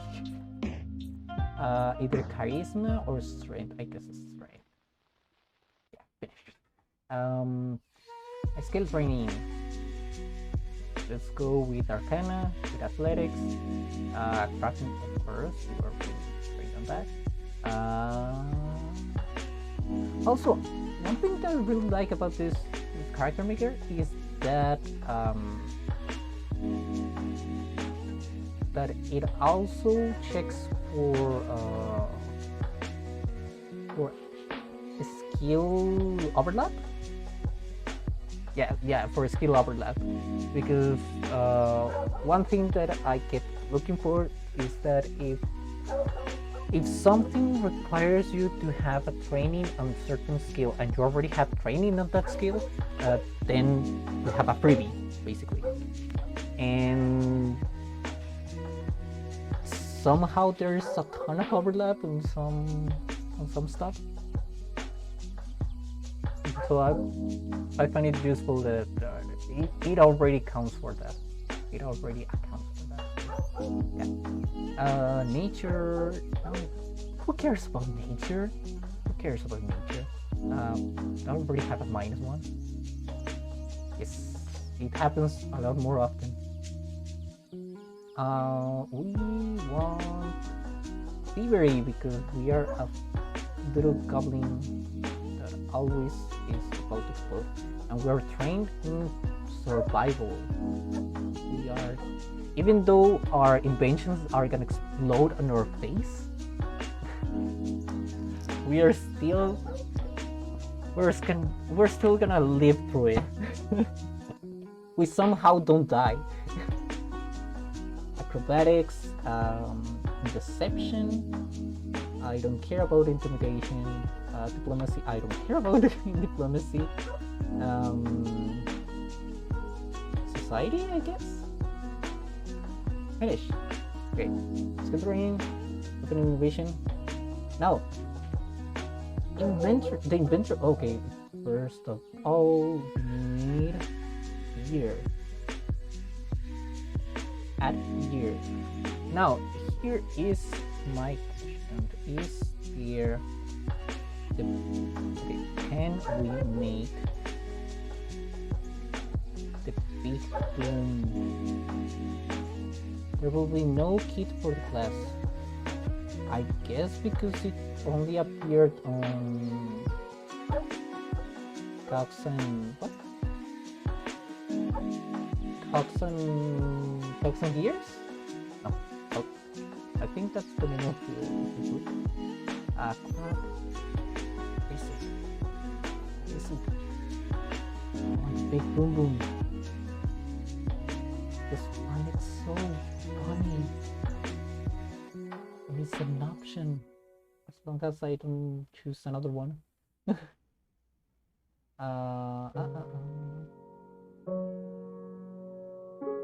Wait, okay.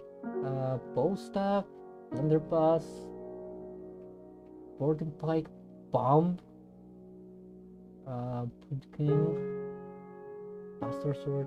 Where is? Oh, here it is. The big boom gun.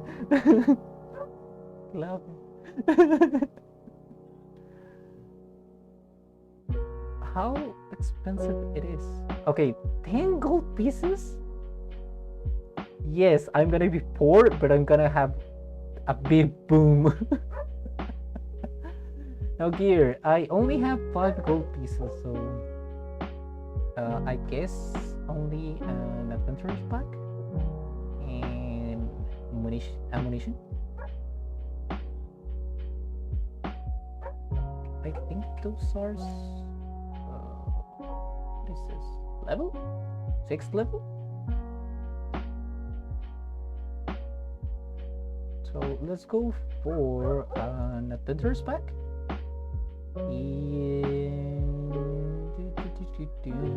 What else? Is there tools for crafting? Tools. Alchemist tools? I no. Alchemist lab? No. Artisan tools? What is the artisan tools? You need to these tools to create items from raw materials with craft skill. Sterling artisan tools gives you a +1. Also, every like artisan tools, you just say the profession that the tools are gonna make, or what? Or they are just tools for every profession, or for every profession. Cartographer's kit. Oh, they just help you no matter what kind of crafting check you need to do. They just help.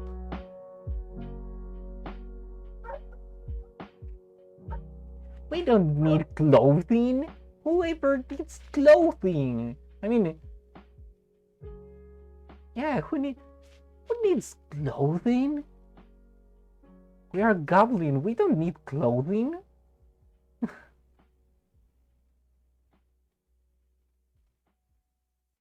Yeah, it makes sense. Makes sense that if you are doing alchemical stuff, makes sense that you need alchemical stuff. But let's say you want to make a wood shield. It's also a GM thing. Oh, okay. So a GM might rule otherwise. So we want artisan. Oh, we can't afford artisan tools. Wait, we can. We have 5 gold pieces, which... Oh, no, we can't afford artisan tools. Yikes.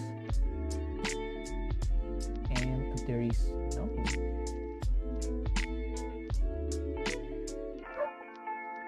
Okay, we want something for crafting. Isn't there something cheap?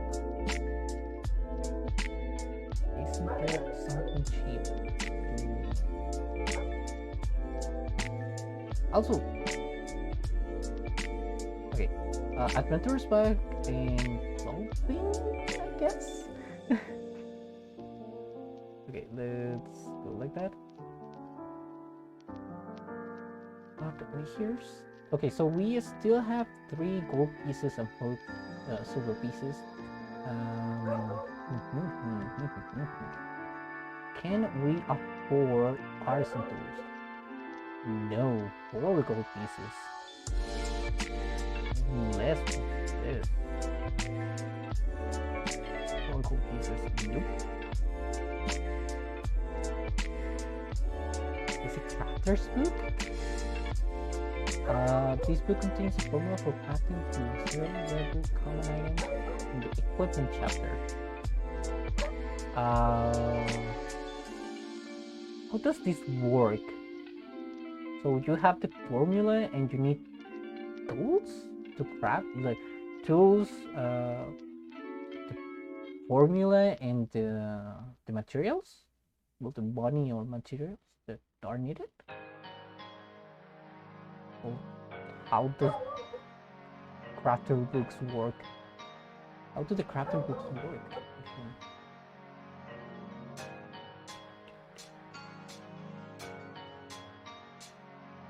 You need to have the blueprints for anything above a level 0. Okay.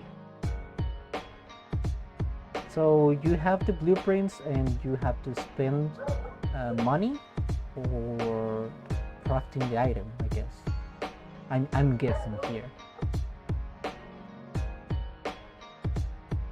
Both. Okay, yeah. So both the formula, the blueprint, the money. Oh, those. Wait a second. Those are 3. The formula and the money. Both to make the, because the money just is a stand-in for the materials. I know that, but I was just wondering what was all that book about. Time decay, compass, something cool? Nah, crowbar. Crowbar, maybe? Unnecessary leverage without crowbar bringing something. Yeah, you know what? A crowbar. Because how else are you gonna get the materials for this little silly goblin? He only has 2 pieces of gold. Oh, and it also adds check for an encumbered. I really wish there was something for this, like this simple for 5e. A friend of mine wanted something like this for 5e, because otherwise you use roll 20. Otherwise you use like roll 20 D&D Beyond. And the issue with D&D Beyond is first, even though it's first-hand Wizards of the Coast stuff, it doesn't let you add anything from the extra content unless you upload it yourself. Like you need to write it down as homebrew stuff. And because my friends already have the books. That all will be that way. Yes, everything works the same. Well, the difference with D&D Beyond is that not all of the stats can be updated through item descriptions or like feature descriptions. So it doesn't like add stuff like properties are codified, but stuff like okay, you have an alternative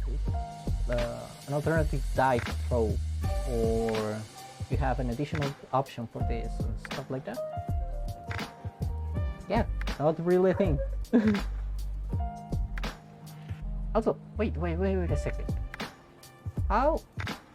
Okay, so as an inventor, I have a weapon innovation. How do I define that my the weapon innovation? Your innovation is an impossible looking weapon augmented by numerous unusual mechanisms. Okay, as level 0 common simple martial or martial weapon of your choice, or another level 0 simple or martial weapon to which you have access. This one is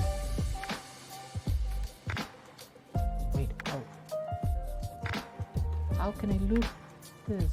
How can you look at this here?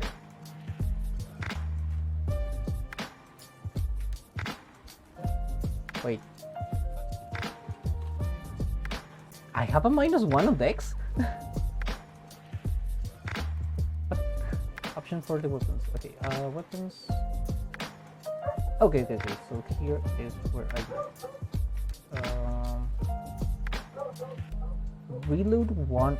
Reload works the same way that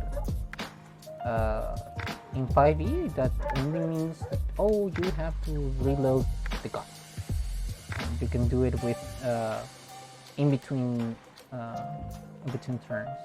Or does it work more like is the other property? I don't remember.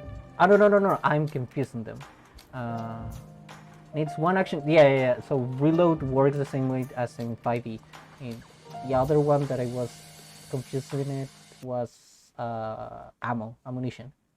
That it consumes ammo. Okay. So reload, it requires one action, and to shoot it. Oh, here it is. Inventor innovation. Heck yeah, it's an potency wounds, striking again. Modification, upgrades, people, upgrades. I really like that. And you can customize the name. I love this. That was easier than expected. That was way easier than I was expecting. So if I want to get a character sheet, now what about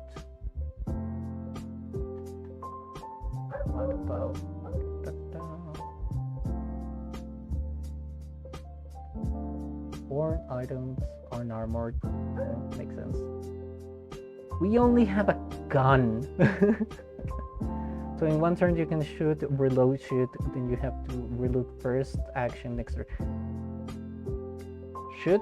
Yeah, if it's loaded at the beginning, yes, you can shoot at the beginning, then reload, then shoot again, yeah. But then you have the attacks, which is you have a lower stat to hit, lower throw to hit the next turn. Am I right? You have to worry about the gun blowing up in your face. That's the point, dude. That's the point. I know that it has the awesome property, the weird property thingamajig here. Yeah, a critical fail. If the attack misses, the weapon misfires and you take 1d12. Yes. That's the point, dude. Having that deadly 1d12 goes both ways. I laughed so hard the first time I read about that gun. Yes, and spend an action to fix it. Wait, does that work with? Where is it? A junk hunter? No. Wait, I gave it. Yeah, haphazard bear. Yes, this one. Of with stability, your innovation almost immediately. Oh, but it's an action. Also, wait. But I also need an action to repair it with my class, don't I?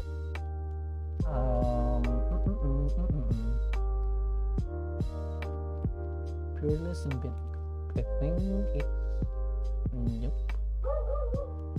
Oh, it's the same thing.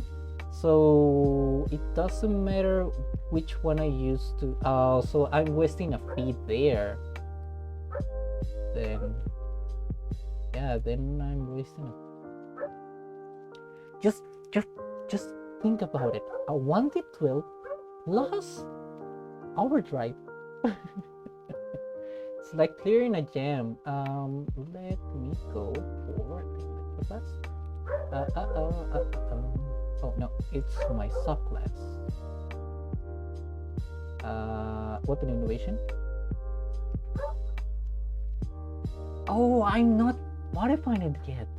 I have not modified it.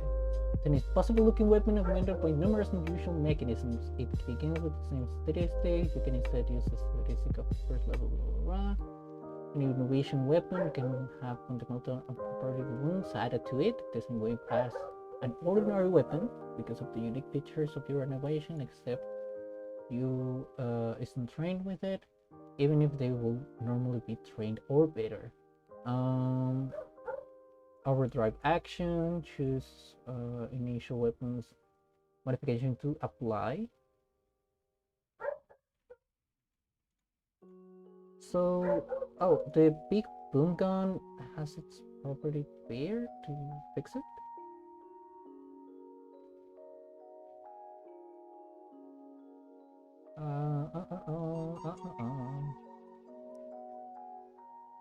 I will say go charisma hide goblin. What? I want a gun. I want a goblin with a gun.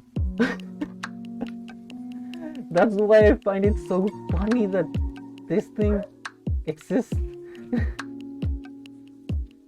Modular doesn't do anything. Segmented frame does something. I mean, it's not much, but it does something. Which basically just... Well, it can reduce the fire damage. Huh. Ah, that is actually something. I'm going against it only because I like the flavor of it. Junk thinker. So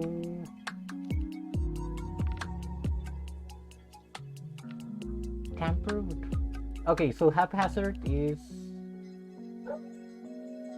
the one that lets me repair it. Okay, so yeah, I'm gonna keep it like haphazard repair, weapon innovation. Wait, the fire damage, that is actually yeah, car height, goblin endurance is a root. Yeah, that does make sense because it will blow out more times than. Yeah, it makes sense. Gain fire resistance equal to the habit. Yeah, makes sense. Let's go for a clear height. And we have a little bit more resistance to. Okay, this is way easier than what I was doing, which was using the PDF, like a random PDF that I found in the internet, and then having one that automatically autofills normal. Also, what is this about? Like, why is it all empty? Same with this. Oh, shields! Oh, shields! I forgot. Does the goblin needs a shield? I mean, we are poor. We're like poor. Yes, it is not updated. It technically is gonna just start with the fire condition and its another character occurs. Character sheet. Shields, I forgot. When car height, there it is. Fire 1. Also, fire 1. There are different levels of resistance. Okay. So it scales with level. Okay. It's half your level, I guess, rounded up. Oh, with a minimum of 1. Okay. And a big boom gun. A special 0 traits. Oh, that looks really small. It's really small. But hey, good catch. I didn't know that Goblin had another heritage to avoid fire damage. What else? I think something for defense and get rid of our regular clothing.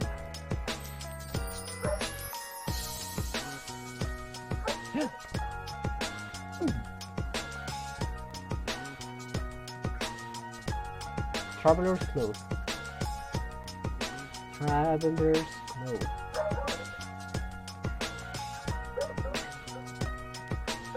So in this game, if you want, you can start the game completely naked. Under armor. Hey, it is.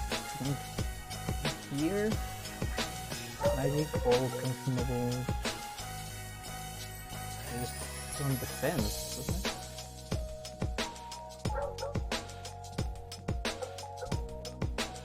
Yes, defense. Explorer's clothing, which gives you nothing. Okay, unarmored, glow, AC bonus 0, dex cap 5, check penalty 0, speed penalty 0, expensive. Armor, travel, and durable clothing. That is not armor. Uses your unarmored defense proficiency. Oh, sweet! It still has dexterity cap and can grant an item bonus. Okay, so it's actually different. explores clothing from regular clothing. Okay, that is interesting. That is something I didn't know existed. Also,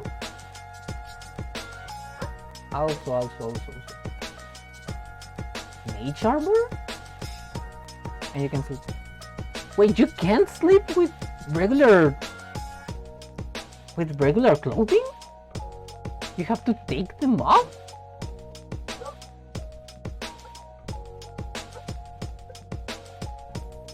Inventor power suit. Yes, with armor innovation. Armor innovation. You get debuffs? How? Can you give me the link for? I need a comfort trait. Okay, so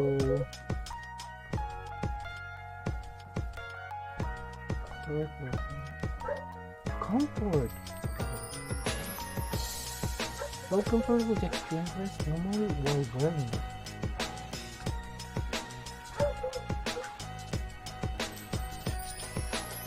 Okay.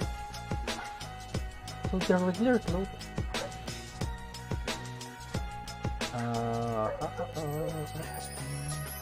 That is something weird that I didn't. Okay, explorer's clothing, ordinary clothing. It's true. It doesn't have the comfort tag. Interesting.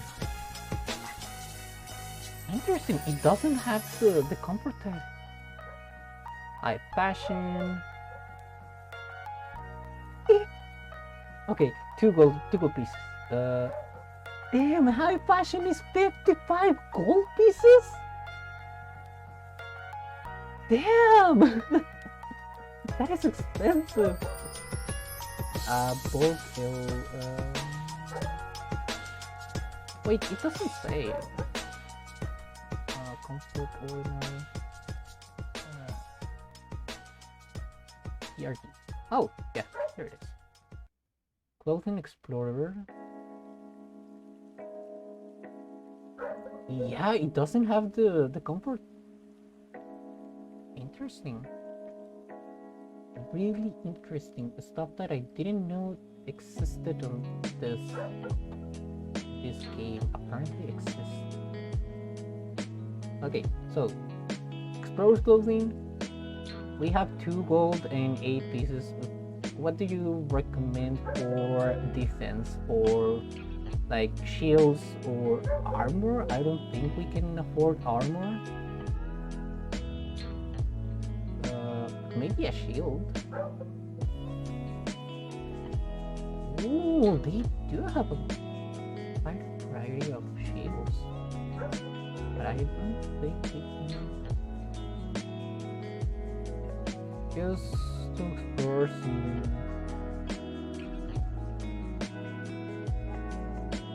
things. One explore slow. Yeah. I think every type of armor outside of that. Sleeping in armor. A character who sleeps in a medium or heavy armor is automatically fatigued for the next day. Damn! So you have... Well, kind of makes sense in context because you need to remove your armor to have a good night's sleep. He takes a -2 penalty on strength and dexterity and can charge or run. Damn! Damn, that's nasty. Like, oh, I'm too tired to off my armor. The next day I'm gonna be tired because I haven't taken off my armor. It makes sense, but it sounds kind of hard in terms of gameplay. I don't know. Maybe you that you have more experience with that. Is it an issue or? But you can put padding so you can sleep. Oh, so you can sleep with armor only. Okay, guess that makes sense. I mean, I haven't weared any kind of armor, but I do know how they fit.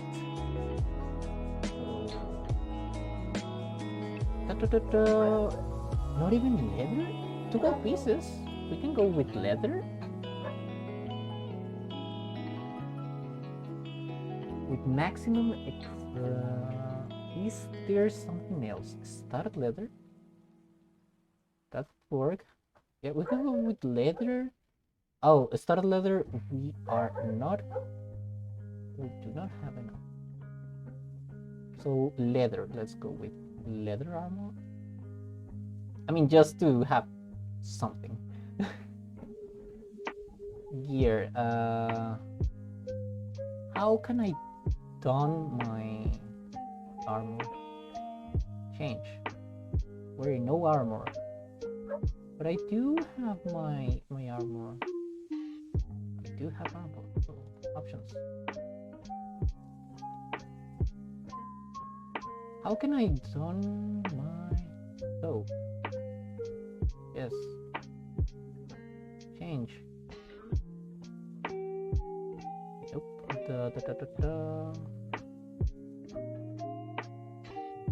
What? So we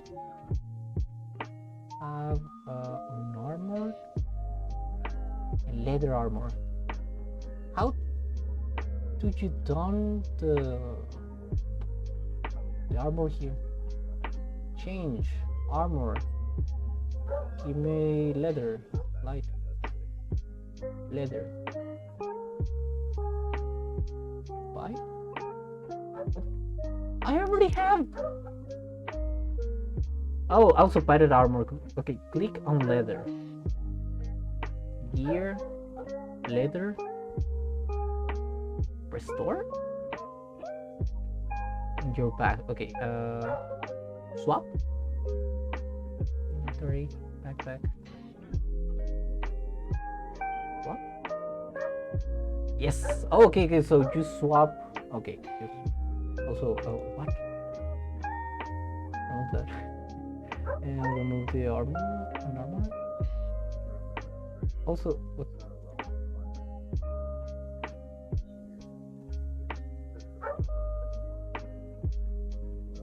Cancel. We do not have any armor. Okay, so explorer clothing and leather armor. Okay, I prefer that. For a goblin, feels a little bit more. AC of 16. That is pretty low, isn't it? With 16 HP, that sounds like basically everything can kill me. Hero points. Wait, you start with a hero point? I need to read about how hero points work, because I remember hearing champions at level 1 get up to 20 or 21 AC or HP. Because if it's HP, kind of makes sense. If it's AC, oh no. Oh no. We are squishy goblin. We're squishy goblin. But with that shield... Ah, okay, with shield raised. I don't think we can afford the shield, and I don't think we even want the shield. Do we? Do we want the shield? Basic wooden shield +2. Yes, hard to use with a gun, mainly because the big boom gun has the two-handed. It's a two-handed weapon. If I'm correct, yeah, it requires two hands to use it. It's one-handed? What?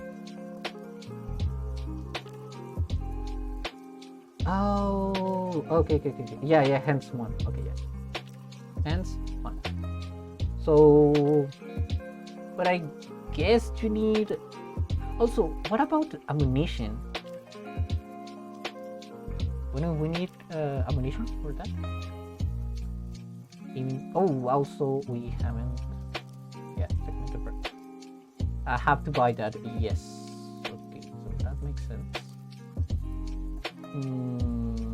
Where do I buy ammunition? In here? Okay, at here. And what? I guess rounds? I was guessing firearm ammunition because I think that exists, doesn't it? Spyglass. Rounds. With R. Oh, it is a consumable. No. Consumable. All consumables. Antidotes.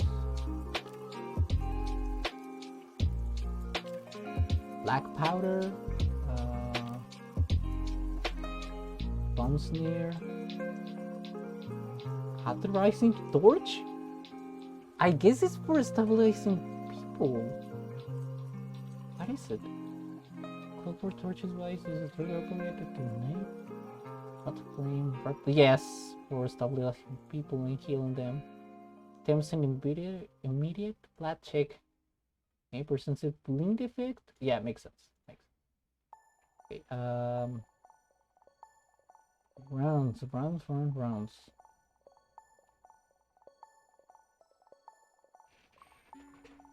Flare snare, focus, G,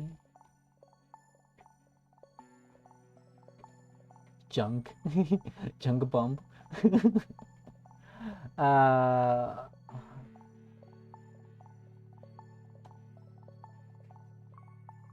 PQ, R.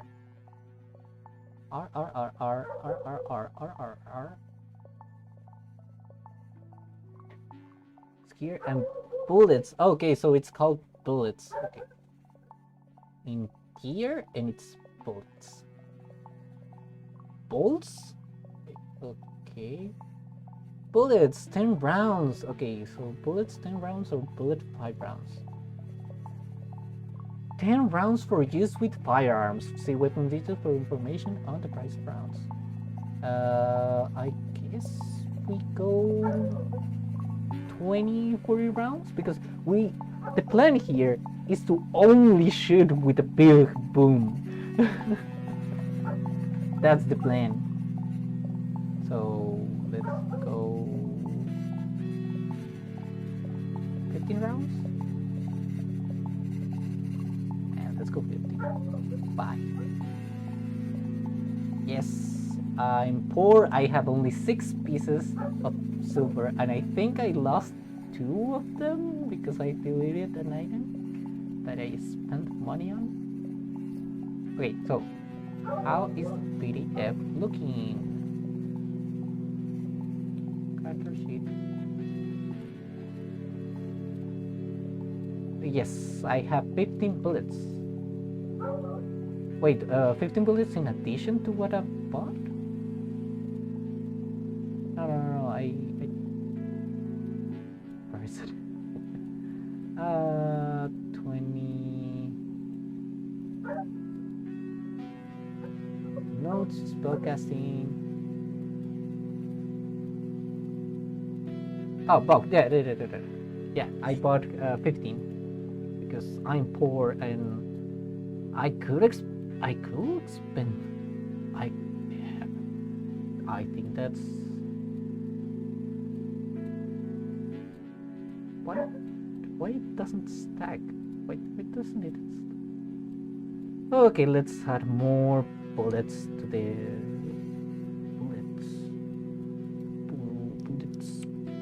bullets. Okay, yeah. 5 rounds. Yes. Wait, what? Oh no! Oh no! Those 5 rounds are more expensive than the 10. What? Okay, that's a waste of money. I didn't saw that. Yeah, 10 rounds, please.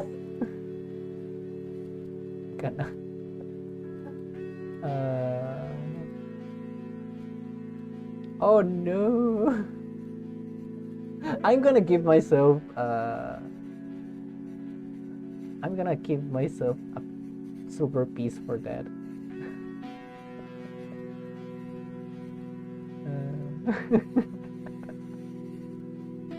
I bought a pack of 5 for double the price. Okay, let's go for more bullets.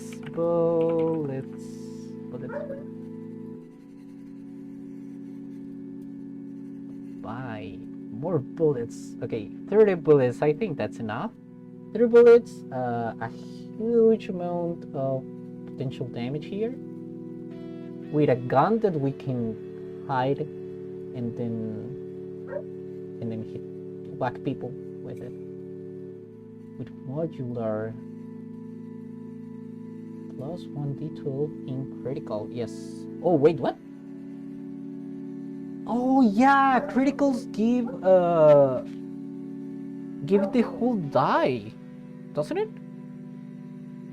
Give the whole die like d12 or no. It doubles the damage, doubles the die damage and doubles your modifier with the weapon. Am I right here? I'm trying to remember if I'm right here. It doubles your modifier and it doubles your dice. With this, that this has the deadly. Watch the YouTuber how it's played. Wait, there's 2 ways to do crits? How? Crits on weapon? Wow.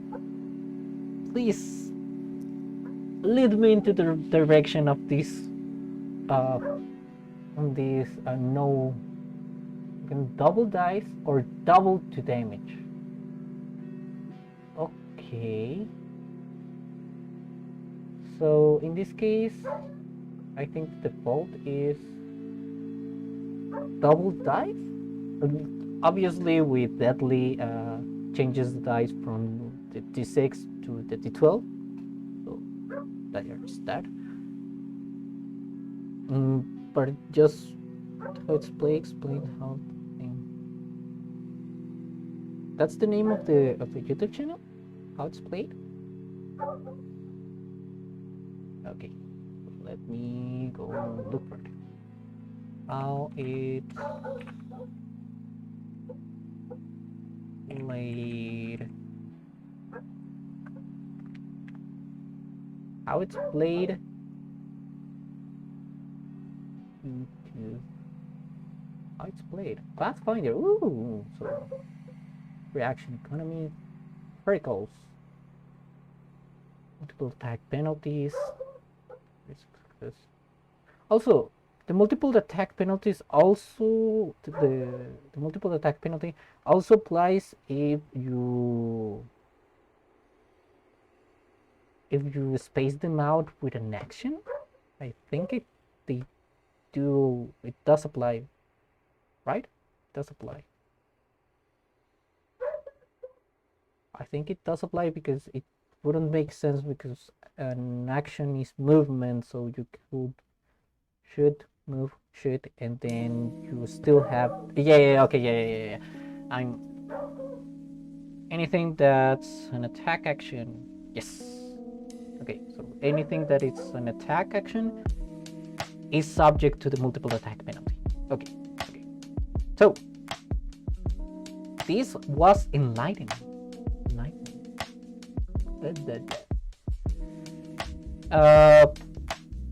I think I'm gonna call it here.